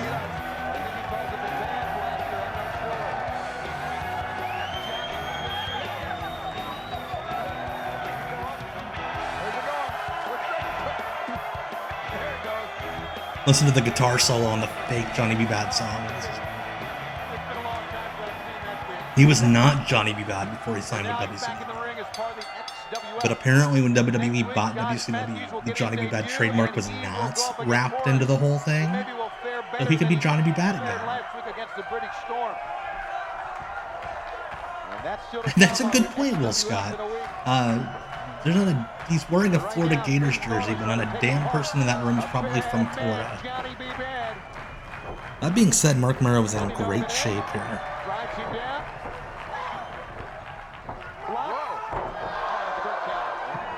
Yeah, I'm pretty sure Jimmy Hart did all the music for this. And you can tell because it all sounds like one guy wrote every song in like 2 weeks. I think the big wiggle, he's got to kind of position himself in a different way. That when he spanks you too? Yes, it is. Oh. Spank him good. Into a hammerlock.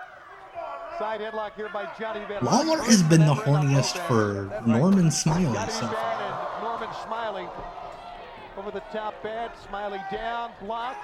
Good move and a great. Murrow looks in great cosmetic shape, but not in good ring shape. Yeah, they booked this match just so they could do the pelvis stuff. And don't forget, still to come, our feature bout, Nasty Boys. Yeah, apparently they couldn't find Norman Smiley any football pants anymore.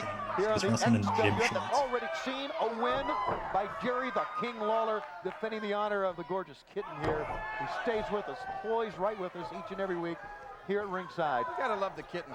Yes, you do. Don't you love it when kittens like to Also, play with how puppies? fucking weird is it I don't have a to comment name on that. your current girlfriend after your ex? Inside. Norman's got him up. Wind up slam that time. Like, and he's the one who named her. He's looking around. Oh, he says not time yet. Calling out of the fans who responded. Gotta be bad. Gets a back elbow and gets run over by a running lariat by Norman Smiley, who makes a cover of Johnny B. Like, Norman Smiley does all this, like, really cool little, like, all the little details. Like, before he drops down for the pin, he puts the knee on the floor. But then he's also out there wrestling like a sportsman. Gotta be bad. Be a big win for him in his debut in many, many, many years in pro wrestling to come back here and get a win in his debut on the XWF. I'm surprised that Slick Johnson has gone this long without doing something stupid to get himself noticed. Yeah, man, yeah. Norman Smiley, everybody loves him in NXT and has for many years. All I ever hear is how much of a sweetheart he is and how good he is with like young wrestlers that have never done anything before. How patient he is. Forearm across the face. Now has him tied up, submission hold. Kind of a grapevine type maneuver here, pulling back on the shoulder and the arm. Also, why? I love Norman Smiley. Bless Norman Smiley's heart. Why is Norman Smiley versus Johnny B. Bad the longest match we've had so far? Maybe later. Like, undercut to the jaw. This feels like it's gone a good hot minute. When the main event of the last show went maybe 30 seconds. Oh, the TKO. Suzanne, the booker of note. Kevin Sullivan was putting together the TV formats, but it was like a Brian Knobs, Greg Valentine, Jimmy Hart. They're the ones who booked the talent, and then Kevin Sullivan's like, okay, here's what we're doing.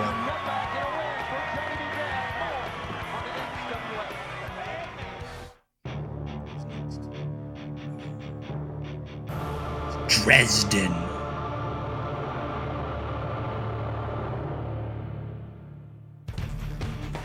Imagine being so shitty that all you get is vignettes on the XWF. Oh, here we go. Road Warriors against the Shane Twins. I thought they were friends. Shane Twins. What an upset last week, King, for these two young men. They're 1-0 in the XWF.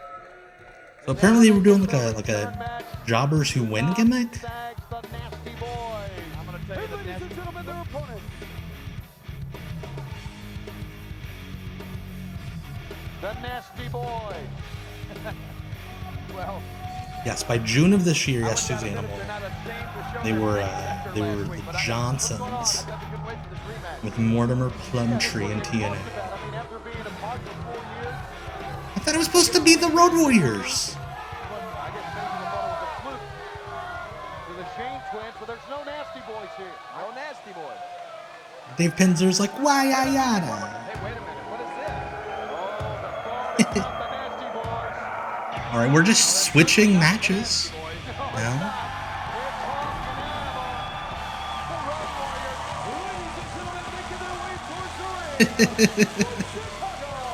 Yeah, that's a good point. We'll see the vignette of what happens to split these two teams of friends in like 3 matches. Who was Dresden? Who was Dresden? That's a good point.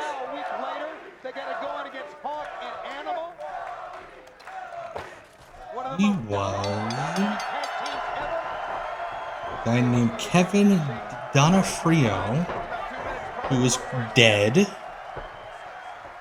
Apparently, he was trained by Steve Kern. He wrestled a Cyborg for NWA Florida. Where he became buddies with like Marty Jannetty, Vito, Barry Horowitz. And that's how he got here.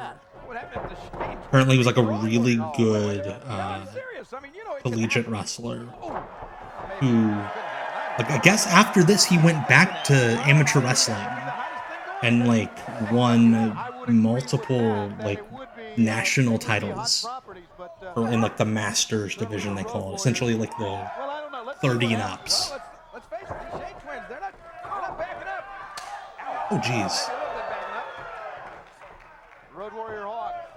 Todd Shane in. There's not been an exchange on the Shane Twins side. And that's really impressive to see a guy as big as Hawk throw a drop kick like that with somebody right in the teeth. He has always been one of the most impressive big men you'll ever find in pro wrestling. The fans Imagine Jimmy Hart running out to the crowd. You can't call them LOD, we'll get sued. Ooh, Dresden has an old YouTube account. Well, they don't back down. King, you're right. And they're big guys. Well, they telegraphed that. Oh, jeez. And now Road Warrior Hawk with the brakes on. Hangman's Noose. He does that break. That's awesome. Will Scott, dressed like Hawk for Halloween as a child. You do that again as an adult, and then go to work the next day with the double mohawk. Ooh. Oh, shit! He fell on his head. Oh, boy.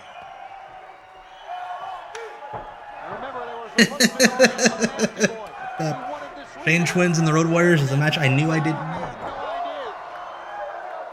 Seriously, though. Hawk, buddy. A falling titty slap by one of the Shanes. It says a lot that the Shanes were this big and they had the twin tag team hook, and yet they went unsigned for so long. There's something wrong. Animal, again, you don't own that name.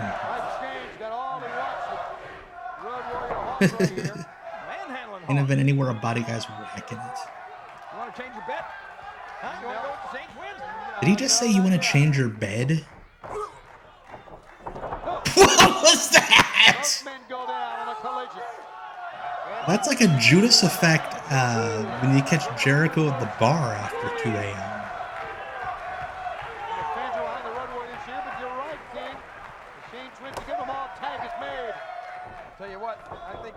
Animal literally looked like he got blown up in the step between the corner and the XF logo in the middle. Lunch on demand. Oh god, oh god, oh god, oh. Oh wow! He landed on his feet and then almost fell down.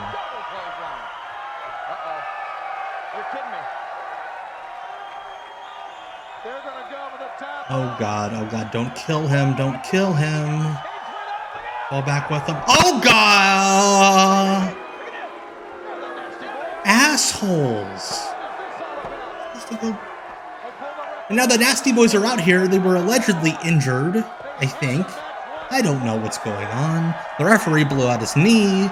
Jerry Sags falls off the ropes. I think that one Shane Twin might be dead. Just what we need, a three-way feud between the Shane Twins, the Nasty Boys, and the Road Warriors.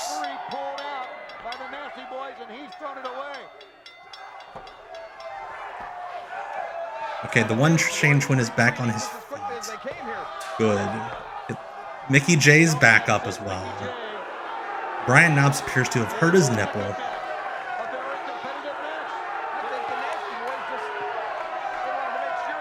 Shout out to my SSRI gang, taking my pill for the night.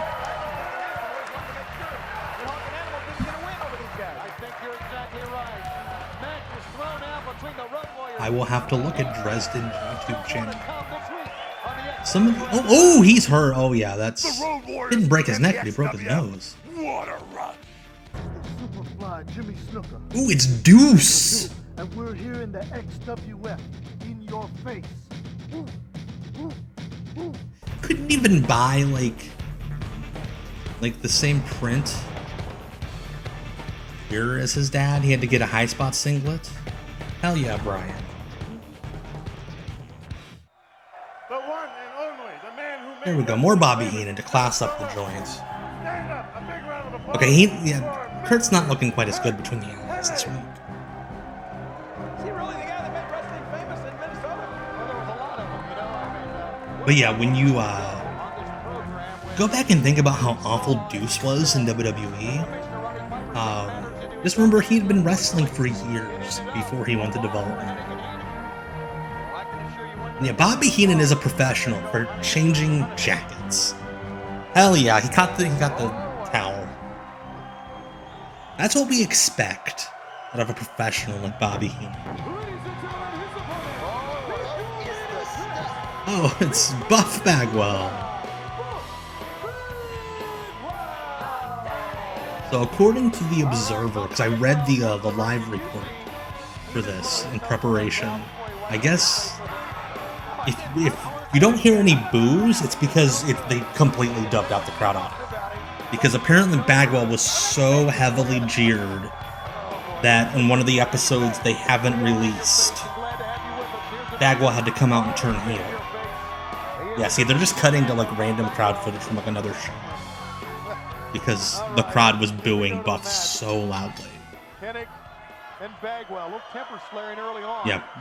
Kurt Hennig was in the Royal Rumble about 8 weeks after this. You know what? He was supposed to be at the XWF booth at what's the TV thing in Vegas? Almost said NASDAQ, which is definitely not it. Oh God, what's the TV convention in Vegas? Forgetting. Somebody in the chat will come up with it. But he was supposed to be at that. And he no-showed that to go to the Rumble. Even though they had announced him ahead of time. Are you sure? Yeah, Buff. Yeah, I'm not surprised. Buff. Napty. Thank you, Suzanne. Thank you, Napty. Kurt Hennig was supposed to be the XWF rep at Napty. And instead he went to the Rumble. But, yeah, I'm not surprised Buff was the heel at the XWF house show. Because, yeah, by this point, everybody had just figured out you can't book Buff Bagwell as a babyface. Because the story had already come out about Judy calling in sick for him when he was in the WWE. And everybody figured he was washed up. Because he got fired in like 2 weeks. Had his ass beat by Shane Helms when they were training up in Stamford. That stuff will come back to haunt you. And, yeah, you can hear it in the background. People are chanting Judy. Bless Kurt Hennig's heart, man. He is trying. He is trying. He realizes this is like the last chance. But it's one of my fingers got caught in his earring and ripped it right through his earlobe. Wow. We had to have it re-pierced. Uh-oh, watch it. Like that Hennig and Heenan, this late in the game, I mean, they were always great, but they don't look time disposed at all. They look like they fit in 2001. They're timeless. Yes. Pulling him by his little shitty Hot Topic chain.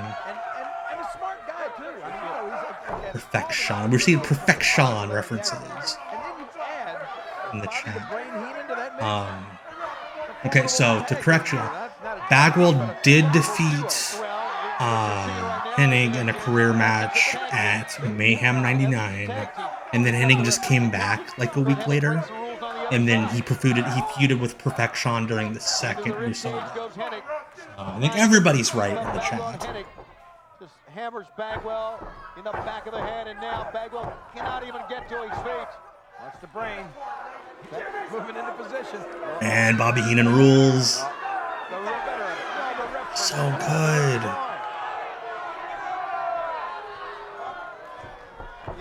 It sucks that this is the last hurrah for Bobby Heenan as a manager. Like, he did a couple ROH shows in 2004, but that's after his voice had pretty much been ravaged. Johnson sees it and calls for the break of the rope. Brian. If you can't see the chat, Brian says, it didn't specify which career Hennig had to retire from, and he never delivered another newspaper after that. I'm surprised Russo never did anything with that. Also, shout out. Normally, I've noticed the last few weeks we've had a bit of a viewership bump after NXT goes off the air. So I'm happy that all you folks who are watching NXT have tuned in to watch Buff Bagwell. So welcome.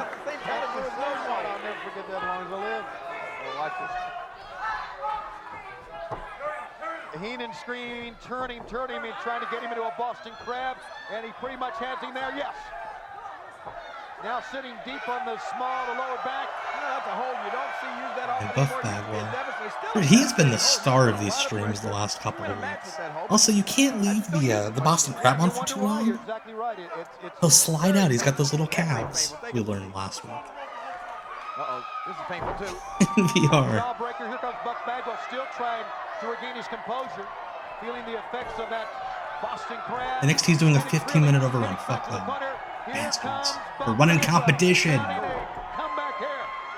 Jealous. They're gonna bring John Cena on next week to kill my numbers. And he gets down again. Buff will make a cover. 1, 2. And Hennig kicks out. That all kind of like celebrated after he got that 2 count. It was really weird. He wants to do the Buff blockbuster here, King, but can he get in position? I think Pep Up, you just came up with the slogan for the show. Deep Cuts Live. It's fun, but not always for the best reasons. Man, Buff tried to do everything he could to make that not work, but Hennig's a professional. I thought, wait, Vampiro's just here now. The babyface lead commentator's like, Vampiro's stooging this off. What the hell just happened there? Yeah, we should do the best of Billy Joe Travis sometimes.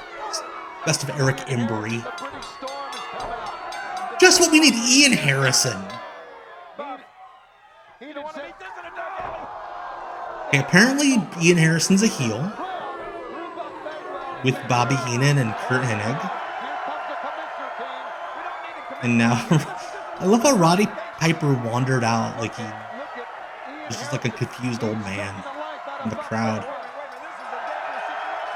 Oh, the third guy, okay, the third guy, I recognize. The third security guy is Teddy Reed, who was the really big guy from the No Limit Soldiers in WCW, 4x4. Okay, so that's one hell of a trio. You got Fred Ottman, Tugboat, you got the Barbarian, and Teddy Reed from the No Limit Soldiers. What a trio. English post.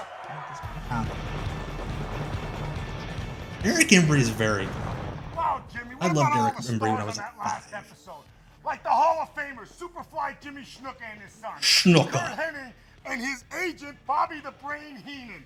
The Road Warriors, and yours truly, the Nasty Brian Knobs is talking about these shows like he has no idea what happened. Something different in the XWF. We wanted to like he wasn't on them. President of the future. We wanted to build a great foundation for all the great wrestling fans out there. Well, Jimmy, thank you guys for tuning Again, Jimmy Hart, who owns this shit, has no idea, has no interest in being on these DVDs. Hulk Hogan, our good friend and buddy, against look at that Dutch boy haircut on Hulk Hogan. A never-before-seen match, and you guys get it. So, well, we don't get it because I didn't put it on here, so, but it's on YouTube. So. Some great action. Stay tuned. All right, so we're just gonna go straight into the 3rd episode because, well, we're already well into this. As Jimmy Hart just couldn't even bother to show up. That we shot from Universal Studios in Orlando, Florida. Like Jimmy Hart, who owned the footage, is like, Brian, you can do this one by yourself. Jimmy Hart couldn't be here because he's out scouting for new talent. For this promotion that died 4 years ago. Our vision was to showcase the stars of the past, present, and future. And this show, drop a bottle cap. One of my favorites when I was growing up. Superfly Jimmy. When you were growing up, Brian, I think you're like 5 years younger than him. The South Philly Posse, Johnny Grunge and Rocco Rock, formerly known as Public Enemy, the Shane Twins, Josh Matthews, and also Rita Mara. I thought he was going to say that Josh Matthews was one of the Shane Twins. And watch out for Vampiro and Buff Bagwell, Kurt Hennig, and we can't forget the Road Warriors, man. Like, I'm sure Jimmy Hart was doing stuff with TNA when this was happening, but, I think it was like once a month. I'm sure they just set up a green screen at Jimmy's house to film these. He's probably in the room. So Eric Embry, so I took Noli to a convention 4 or 5 months ago, and we were in line for him to meet John Moxley. And he was playing with this kid in front of us, and I got to talking with the kid's dad. Turns out the kid, the dad that I was talking to, was Eric Embry's nephew. And he pulls out his phone, he's going through like old pictures of them together, and like Steve Austin hanging out at their house, having barbecue in like 1990. That's my Eric Embry story. TNA was not a thing when the original shows were filmed, but when the wraparounds were filmed in like 2004, definitely a thing. Yes, Eric Embry is to me as Fantasio is to Scott. That's Susanna Moore. TNA was June 2002. The last time we'll get to see Tony Schiavone's diatribe tonight. Yeah, dude, Eric Embry. What am my first exposure to wrestling was WCW, but then I would watch like USWA on ESPN every day when I'd come home from like preschool and kindergarten, and I loved it. And yeah, Eric Embry was so good. That's a good point, Pat. Brian screaming at you to sit down and relax. See if Josh Matthews really is tough enough for the XWF. You got to be tough, Josh. I know a man who's real tough. He's in the you got to be tough and unemployed to be in the XWF. All right, thank you, Tony Schiavone and Jerry the King Lawler. I think it's going to be a wild one this week. And with that, ladies and gentlemen, please welcome XWF CEO Rena. Out with her amazing trio of security and Orange Cassidy's pyro. They couldn't even do both sides. Brian Knobs ASMR. He should do that. I think that would be very popular.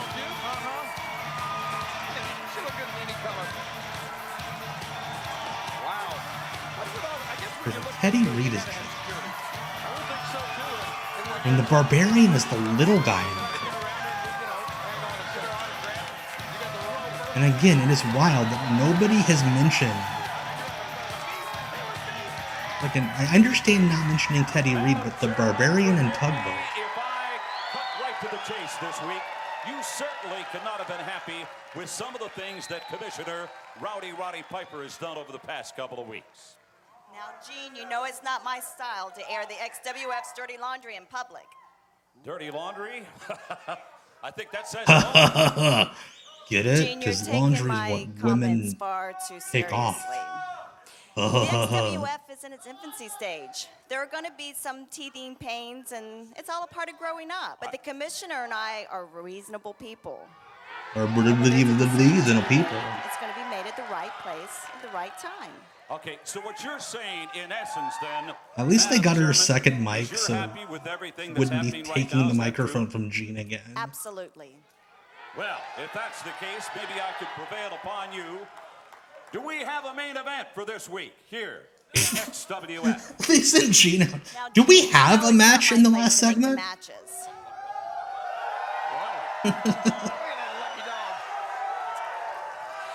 But from the tons of emails and phone calls that have flooded the XWF office, it's very obvious to me what the fans in the 2 hours since you filmed the first show.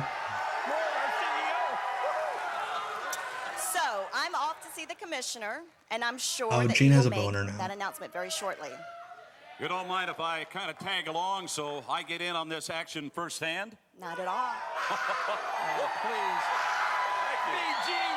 The crowd's going wild at the idea that me and Gene gonna walk with Rita Mero to the locker room. Yes, the fans want Hill versus the Shane Tricks. Here we go, in your face. And I've got one thing to say. XWF! XWF! XWF! That's 3 things. 4 things. No Prima Donnas alone! Oh. The XWF was the best kept secret in professional wrestling. Now what is it? That was a setup for a second line there, buddy. Marty Jannetty versus Dresden. Here we go. Are you Pamela?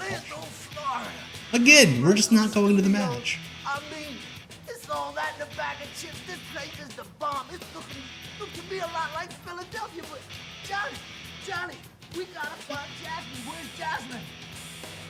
Right here. It's me. I was hiding behind a corner.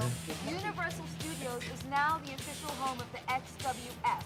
And as long as the STP is here, this I'm sure Universal Studios loved having Jasmine St. Clair as the XWF ambassador for their park.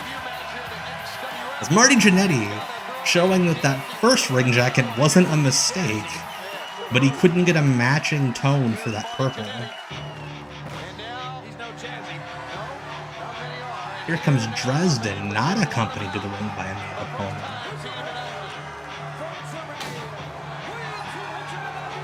Oh no, he's got an Iron Cross. No. Oh yeah, he's German. Oh no. It is what we need. A Nazi in the XWF. We've had everybody else. Why not a white supremacist?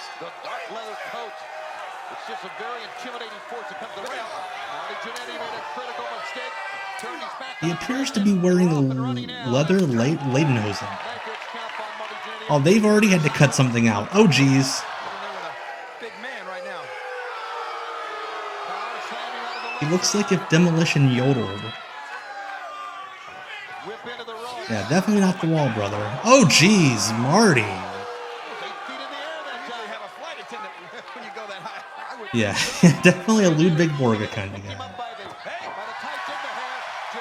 I'm sure the Harris twins are around the building. I'm sure they're the ones that pushed for this guy. Marty Jannetty definitely a Hammenegger, even though he's in great shape. Those big kicks from Marty Jannetty would have taken somebody's head off, but they barely phased this Dresden. Dresden, big scoop slam, just raw power. Seriously, he looks like a Nazi stripper. His debut match here on the XWF. Jannetty has the man down, trying to seize the moment. This could be big. Marty Jannetty's going to get his big comeback. Marty Jannetty fighting white supremacy. He gets cut. Oh, God. Okay. Marty Jannetty did not stand a chance against the Third Reich. Oh, God. Please don't kill Marty Jannetty. Okay, that was relatively safe. Oh yeah, he wasn't German. The dude that played Dresden was not German. He was Italian. But you know, the Axis of Evil. Okay, Piper, I know you're in there. It'd be funny if he not. Okay, Piper, I'm sick of you booking these Nazis. The XWF is for everybody. Woke Greg Valentine. I've proven what I've done in the pro wrestling business. I'll get the dog. Oh, they piped in cheers like Roddy Piper's a special guest on a sitcom. Yeah, Marty and Tony went to the same hairdresser. Also, Roddy Piper's an asshole. He got Horace Hogan booked for a second match, but he couldn't get Greg Valentine. Woke Greg Valentine needs to be like a YouTube or a TikTok thing now. I want to pay Greg Valentine to do videos where he's at like Palestine rallies and shit.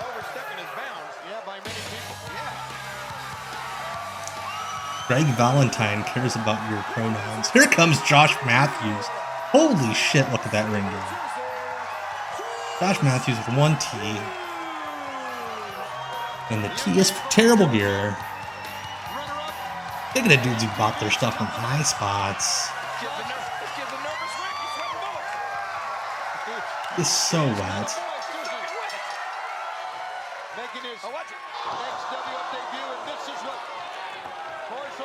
Ian, dressed like Josh Matthews. A lot of people dress like Josh Matthews. I hope that you got your pants from high spots as well. Seriously, look at that ring gear. He's a pretty tough kid. You had to be the runner-up in MTV's Tough Enough, but Horace is afraid to hurt this kid.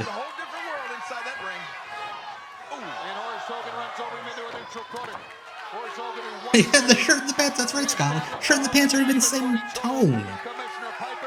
But again, I'm sure he bought the shirt at the mall. Didn't have his ring gear with him, and he's like, oh, close enough. Speaking of gear, I'm so impressed. Horace bought a pair of pants at Walmart, took them to the airbrush person at the mall, and he's like, my name's Horace, just put it here, make it look cool, I'll be back in an hour. That's a good question, Josh. 22 years old. Oh, he's gonna put him to the table? Oh no, I thought he was gonna just randomly put the kid through the table. Not if the commissioner keeps giving him matches like this. Oh jeez, oh! Josh Matthews looking like he'd be the third most over guy in IWA Mid-South show.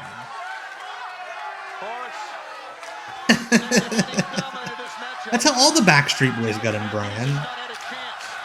They all 5 of them had matches with Horace Hogan. If they lasted 10 minutes, they got in the group. Oh, Horace isn't gonna bump for you, brother. That sucked. Oh, jeez. Oh, God. One of Al Snow's finest students, Josh Matthews. Imagine if Netflix did a documentary about the kids from Tough Enough.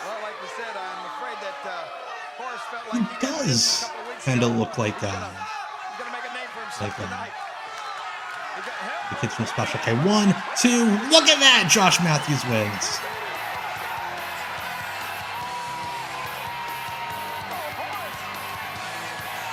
Look at that. The Backstreet Boys thing reminds me. Somebody else who was involved with the XWF.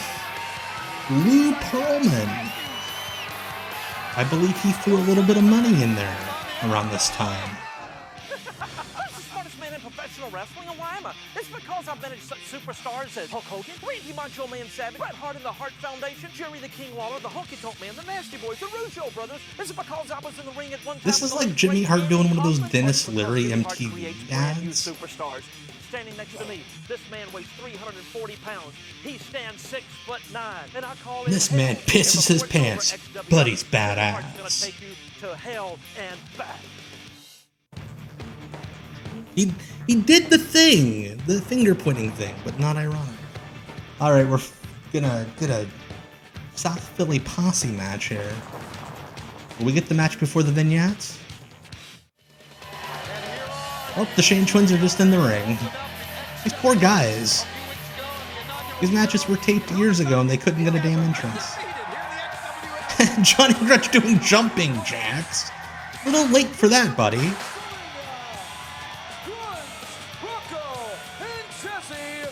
Jazzy!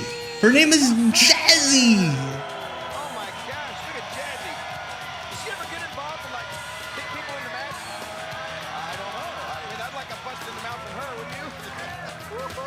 Alright, so Lou Pearlman threw in a little bit of money. There was this oil baron from Texas. Let me Google his name. I know his last name's Frank.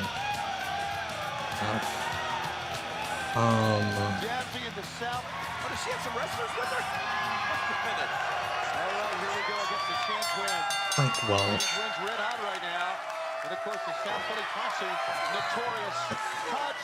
Sorry, I'm doing a lot of Googling. I'm sure it's great streaming material. But Susanna will ask the questions. I need to answer. What the fuck was that guy's name? Okay, so it was a little bit of Lou Pearlman.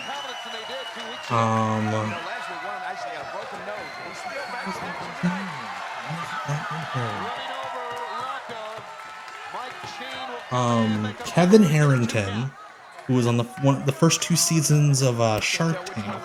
He was like a big infomercial. That's why the XWF ran infomercials to promote their house shows. Used to be kind of like the Harris twins before one of them grew their hair out. Right. Now they're the hairy twins. Wait. Weird reference there, buddy. But essentially, most of this was like Texas oil money from a guy that Greg Valentine met at a party. And then, yeah, Kevin Harrington from Shark Tank threw in some money. Lou Pearlman threw in some money. And then in 2004, years after it all fell apart, Jimmy Hart bought all the assets. And that's when the DVD came out.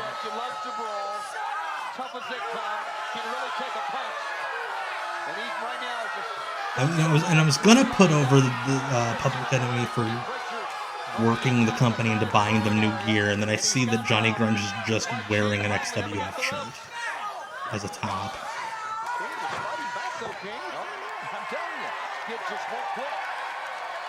they couldn't use the the Public Enemy name because one of the record labels, different record label, Public Enemy, the rap group, owned it, and like WCW and WWE went through them to like lease the name. And the XWF's like, nah, we're not gonna bother. She is just too much. Snap takeover that time. Rocco and Grunge. Rocco Rock, speaking of Josh Matthews looking like an IWA Mid-South guy, Rocco Rock's kind of looking like Corporal Robinson. Johnny Grunge is looking immobile.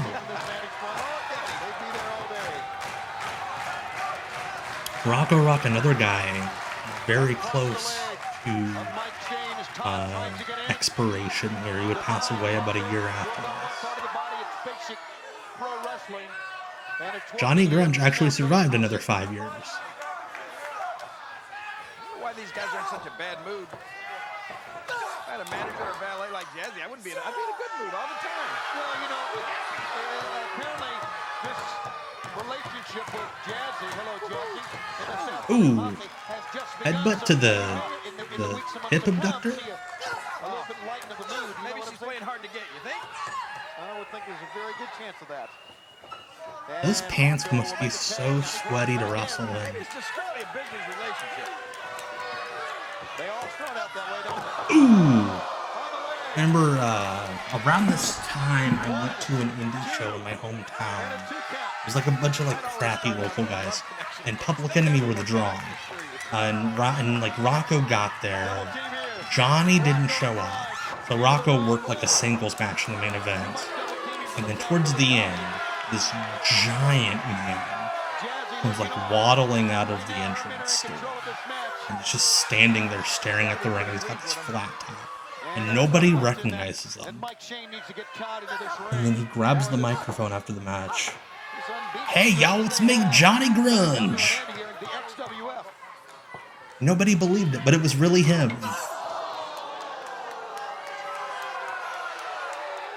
Also, why are you booking Public Enemy to be like nondescript heels?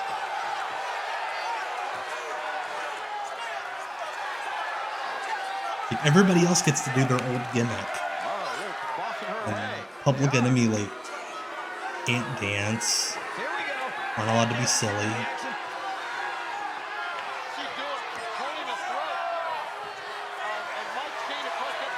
Also, I believe the XWF is the only promotion that booked Jasmine St. Clair and didn't book the Blue Man. Look at Rocco, he's in his 40s, oh geez.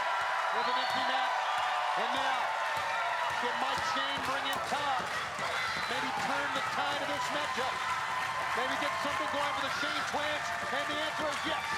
Here he comes. Oh gosh, he almost broke his arm on that bump. Rocco, you're better than this, buddy.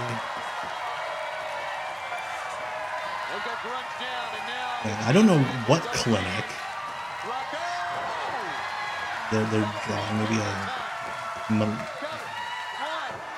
some sort of horrible disease clinic. SDI clinic. Yeah, this is the shittiest tag division in the history of wrestling. There are a lot of teams, and they're all terrible. None of these segments have really made sense. They've been running vignettes for the Public Enemy for like the last 3 weeks, and then they lose. Nasty Boys injured.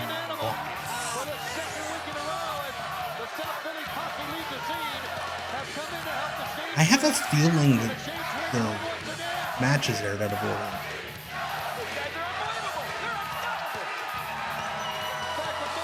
I think the only act on this show to get an actual chant from the fans was Cody. You don't want to slam into this one. The wall is here! In the XWF. Of course the wall is here. Gentlemen, we are back in the Universal He's in great shape. He looks unrecognizable, but he's there. Madison Square Garden on its ears for years. Ladies and gentlemen, This next guy was a draw for Vince in the 80s. Superfly Jimmy Snuka. R.I.P. Jerry Tooth the Wall. Why is Jimmy Snuka coming out to Marilyn Manson? Aspiring superstar to be superstar. I mean, even if it wasn't, that's the same song. That's the same riff as Beautiful People.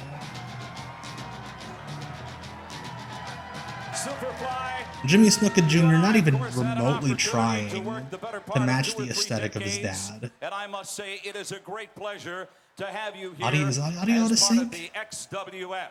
Suck. And of course, this late into the you stream. certainly still have your legions of fans that follow the Superfly.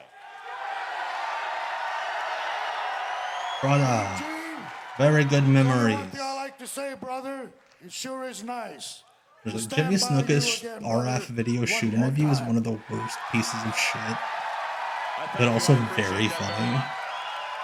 He literally answers every question with "They were very good memories, brother." Okay, it's in sync for you. Sorry, 6 9. This young man, certainly he has a big part of his professional life ahead of him. Okay, cool. All right. Oh, here comes Roddy Piper. We're going to go back to a feud from 1985. In your face. Oh boy. Wait a minute.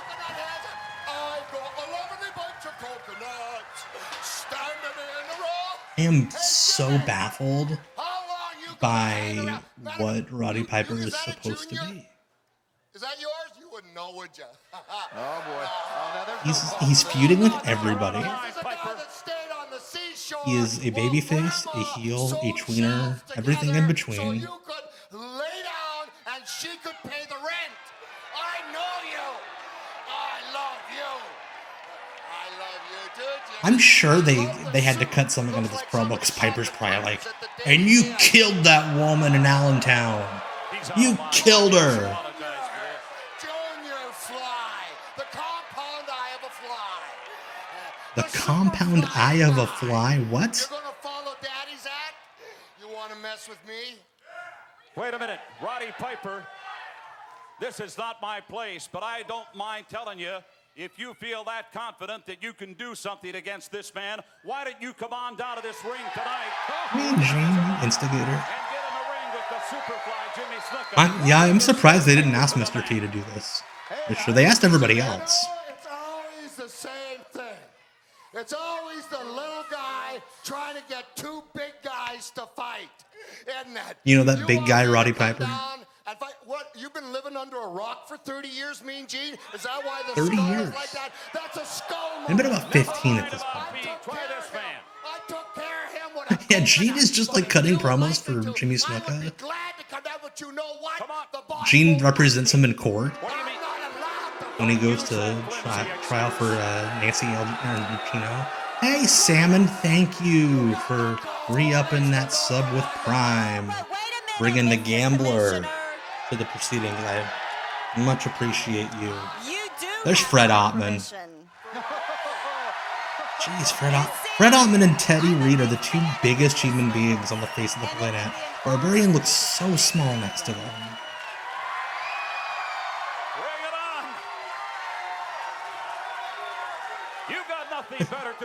That's right. The video where Iron Sheik had to get all these people to testify for him. That's right, Nathan. Gene's doing the same thing for. It'd be funny if Snuka did that in like 2018 or whenever it was when they retried the Nancy Argentino stuff. My arm's sore. This arm's sore here. It's bad sore. Besides that, I have. Seriously, what is Roddy Piper? And I'd kick both of you right back to Fiji and Grandma. Hang on! I have a job to do!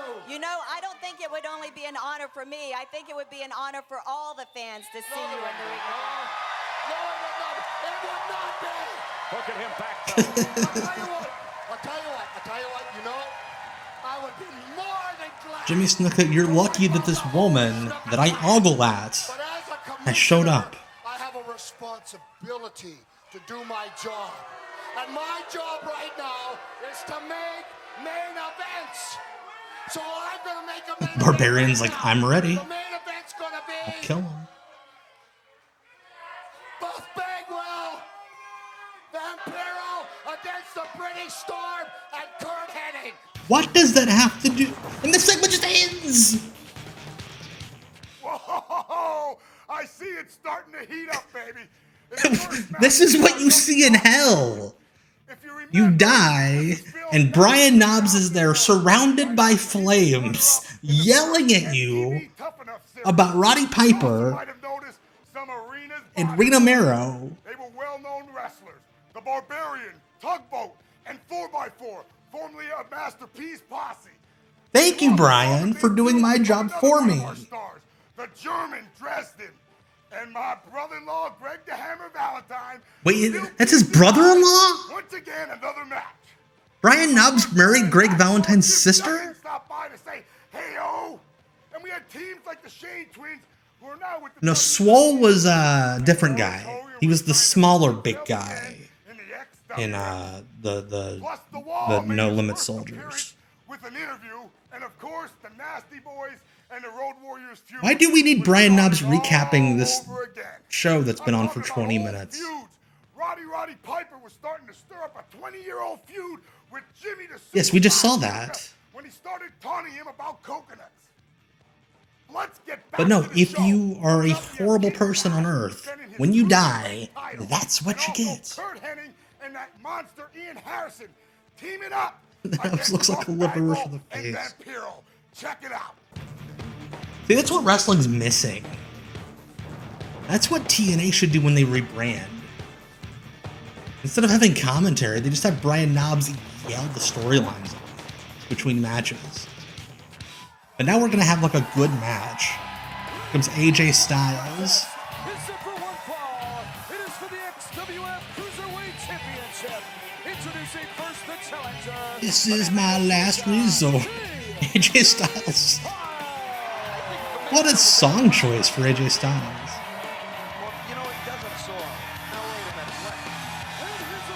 Kid Cash getting the Gangrel Pyro. God, Brian Knobs doing a podcast, like a watch-along podcast, would be great. Because he'd pass out in the middle of each of them from whatever he does.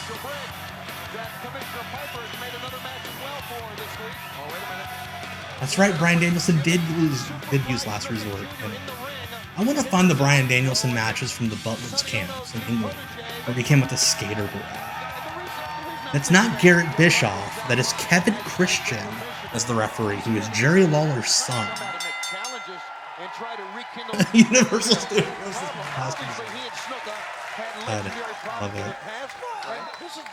Yes, Kid Crash, aka Kid Cash, who got his special XWF pants. Should have known. I mean, you know, Tiger don't change his stripes. Well, actually, you make a great argument there, King. I can't argue with that. When you put Piper in that position, Guys, stop having a good match. This is the XWF. well, we're seeing it as part of the XWF, and I'd still like to see Piper and the Superfly go at it one-on-one. I would too, and I think Grid to Crash. see that. When Piper's arm gets well. Piper's arm gets I'm well. sure they asked Sonny Ono to say it that way during the Sprained his promo. elbow throwing coconut. Those racist. Now wait a second. Right now, Yes, he did inherit the sideburns from his daddy. Oh crap, Jonathan Mayer. My man coming in with a fun fact. Jonathan Mayer has a connection to Papa Roach. Hell yeah. Tear my heart open, I pour myself something. That's the other song of theirs.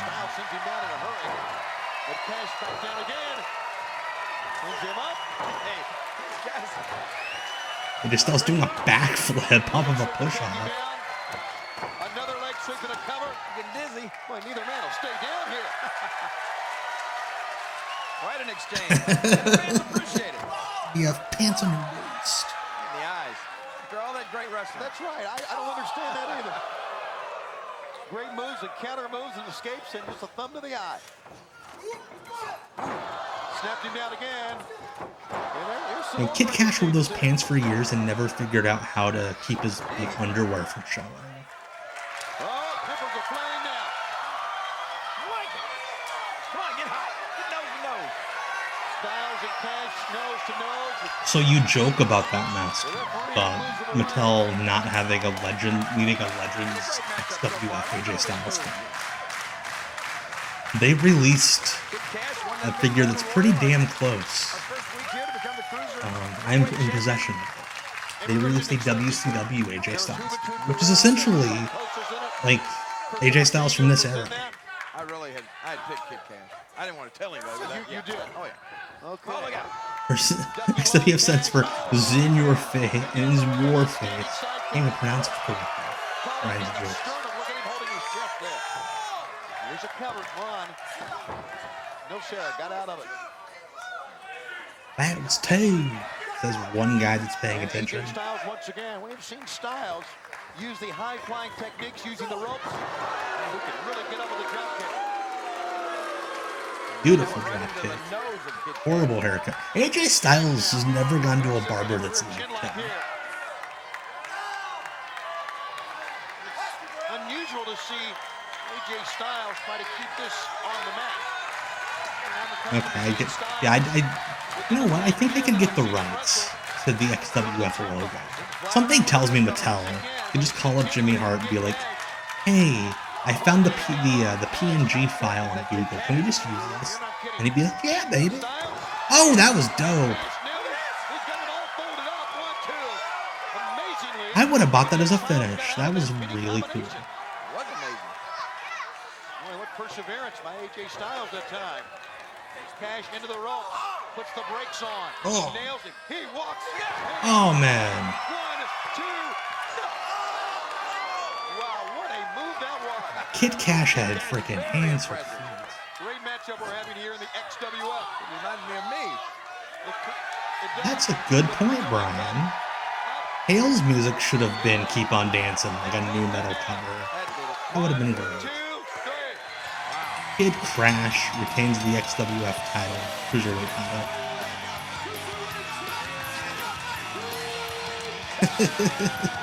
Yeah, AJ Styles really believed in the XWF. So he set his career back to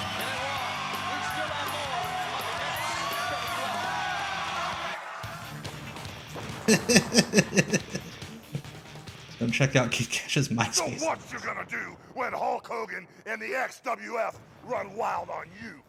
Don't know, Hulk. Had all these years to figure it out, and I still don't. Okay, so Jimmy Snuka Jr. was out there for a promo, and he has a match, but they didn't use that promo to set up this You match. girls may be onto something. These are some really good ideas. Wait, this is the booking team? Let me see what I can do for you. Excuse me, this is a private meeting. Do you mind? Okay, at least they had some sort of explanation for the camera being there.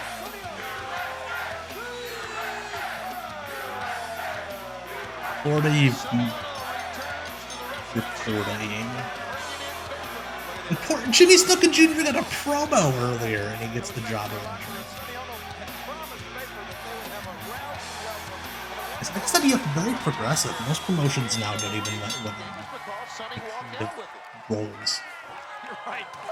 XWF has a whole booking team of women. Vapor is no Ichiro. Ichiro. Oh, no, guys. Stop.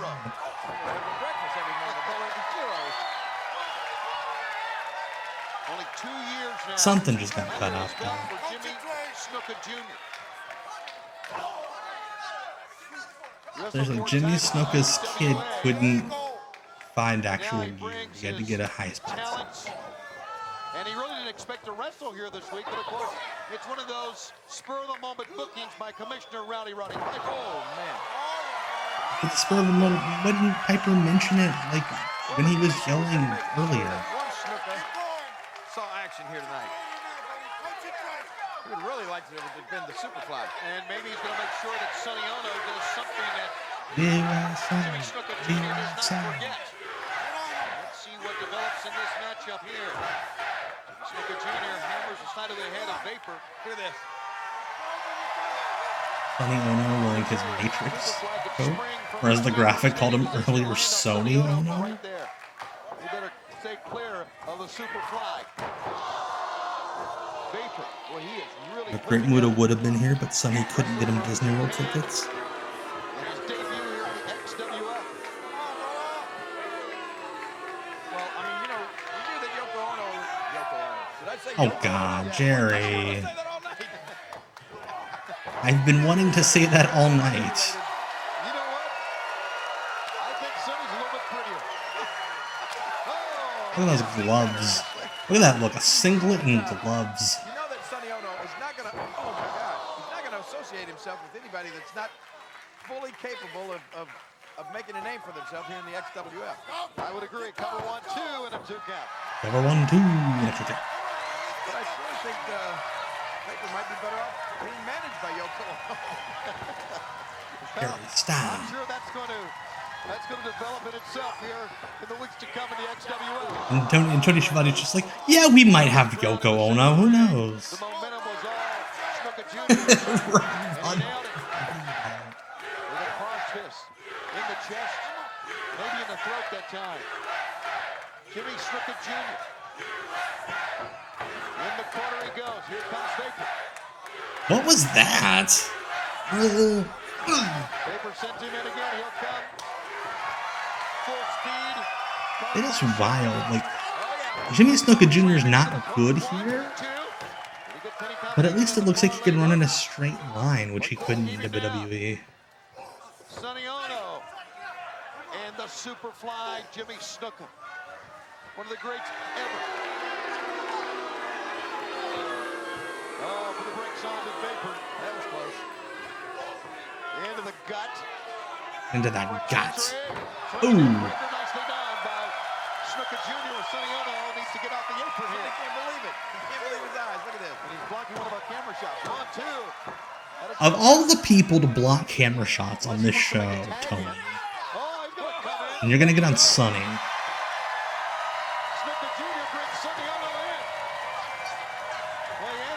Yeah, you probably shouldn't wear a trench coat to the ring if you're gonna take the bump over the top rope.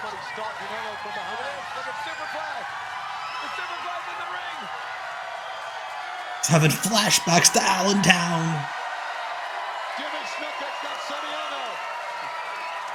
He picks him up for a gorilla press. You guys need to get involved. Again, these referees suck. What was that? Oh, what's your finisher? Oh, I let my opponent pick me up and fall down. They're not gonna do. No.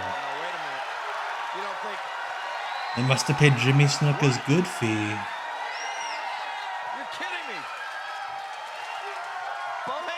For those who don't know, it was actually a thing that if Jimmy Snuka had 2 fees, the lower one, which he would only climb to the second rope to do the splash, and a much better one. Oh, okay, Jimmy Snuka Jr.'s splash was pretty good.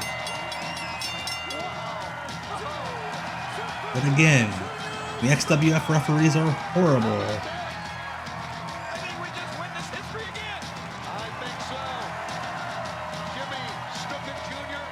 Also, I guarantee you Jimmy Snuka Sr. hurt Sonny Ono for real.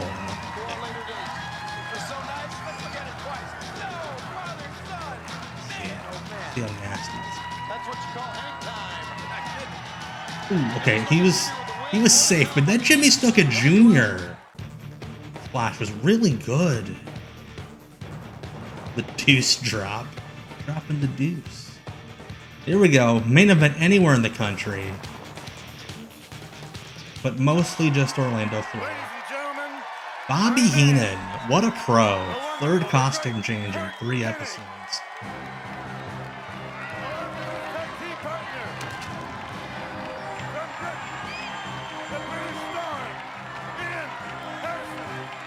Holy camera cut. You know what, King? It looks to me as if the sports agent has himself a new protege as well. And he was talking about this last week.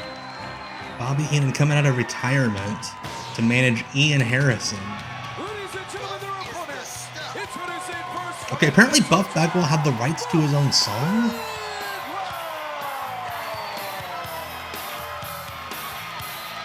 Because they used it on that documentary we watched last week too.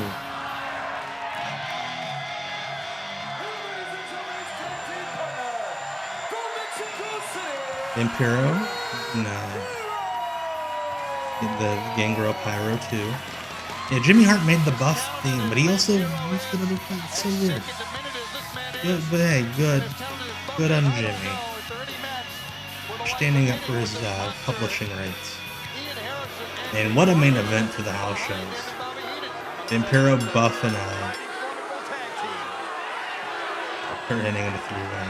Hey, Bender, you're just in time for the main event. Amateur wrestling, freestyle wrestling since he was 6 years of age in Great Britain.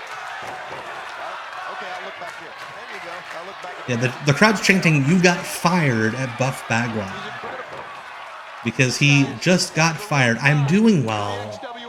I think I could speak for all of us. We have missed you, Bender. We hope you are doing well.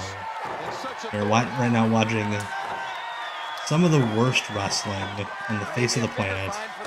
Ian Harrison, the British Storm, aka Walking Pharmacy.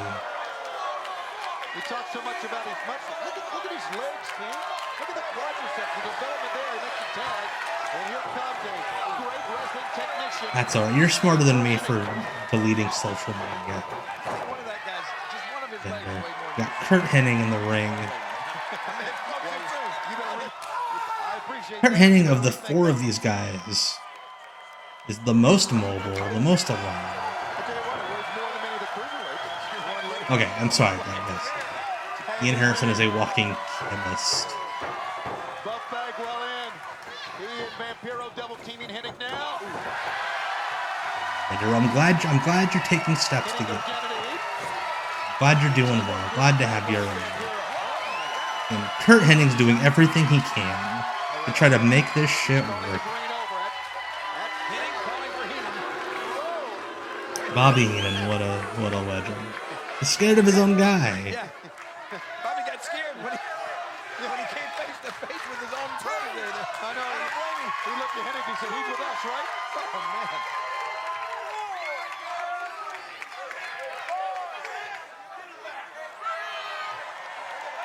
All right, Mickey J, keeping the Buffster at bay. The Buffster. Calling Hennig back to the ring. Or as he called himself last week, Fatty Cake Bag. I don't either. I mean, if he's that big and that powerful, let him do all the work, right? Yes. Absolutely. Yes. God, I cannot get over that the guy dressed like the corpse is probably the most alive of anybody in this match in 2023.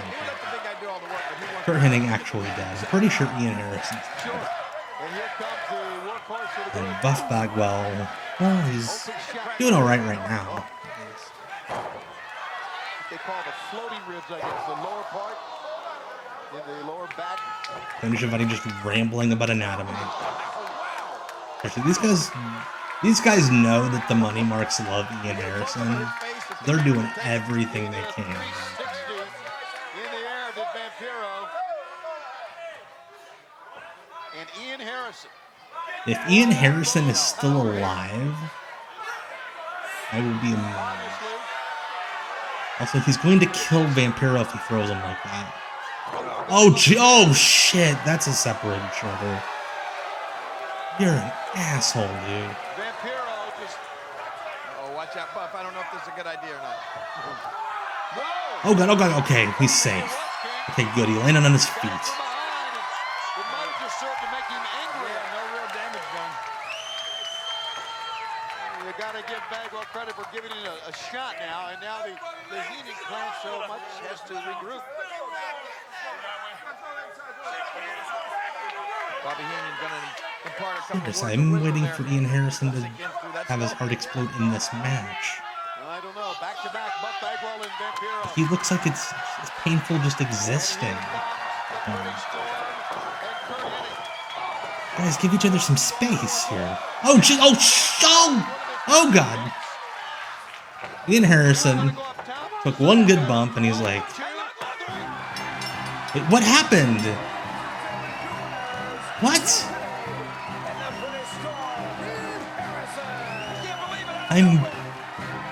What? There's the Buff Bagwell heel turn. You know, Christopher Daniels, I heard, to save the day. The voice of reason, Chris Daniels.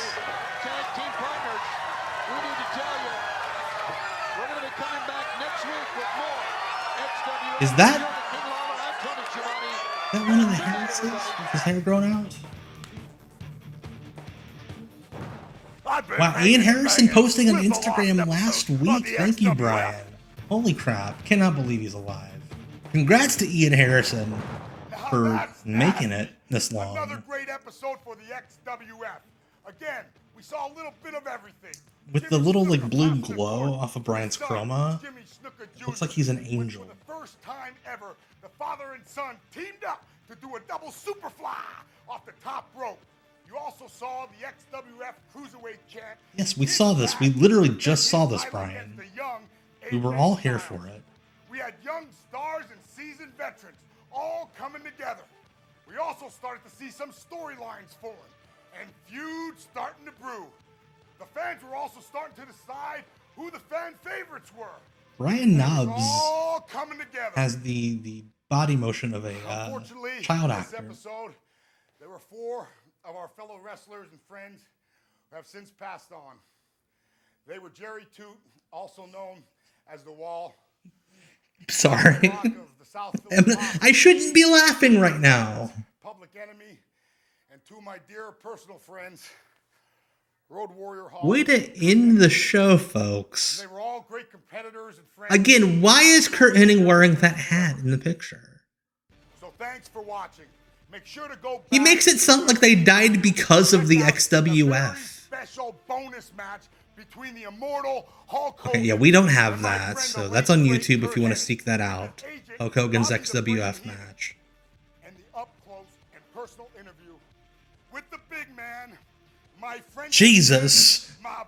Jesus Christ was in the XWF. The immortal Hulk Hogan. I'm Nasty Boy Brian Knobs, and it's been my pleasure to bring you into my world, the lost episode of the XWF.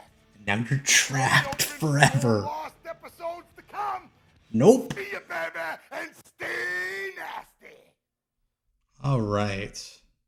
So with that, we're done for this week. We're ending right around 11 o'clock, thankfully. Thank you, everyone, for joining this super-sized episode of Deep Cuts Live. Next week, we are back, like I said. We're back to our normally scheduled programming. WCW Prime from 1995, including the Halloween 95 episode. Hosted by the American Dream Dusty Rhodes. It'll be wild. Gonna have lots of fun there. Thank you so much to the Erotic Eric Fontaine fan club, the chat. Y'all make Tuesday nights a highlight of my week. I will see you Sunday, Jonathan. And we are out for the week again. If you need something to do Thursday, Scotland Green's Pro Wrestling Potluck Halloween Spooktacular on Twitch. Mr. Green Mist is his handle. Go join him there Thursday at 9. I personally will be at Naptown All Pro in Indianapolis on Sunday. So will Jonathan. I will not be in the ring. I'll be in the crowd. But, yeah. And we all need to go pester Jimmy Hart to release all those shows that he never sent out on DVD. But yeah, let's make it another 7 days around the sun. Like always. Yeah, if you do make it here next week, that's awesome. I'd love to have you. If you don't, just make it to next Tuesday. Try your hardest, folks. We'll see you all next Tuesday at 9 p.m. for another episode of Deep Cuts Live. I'm out.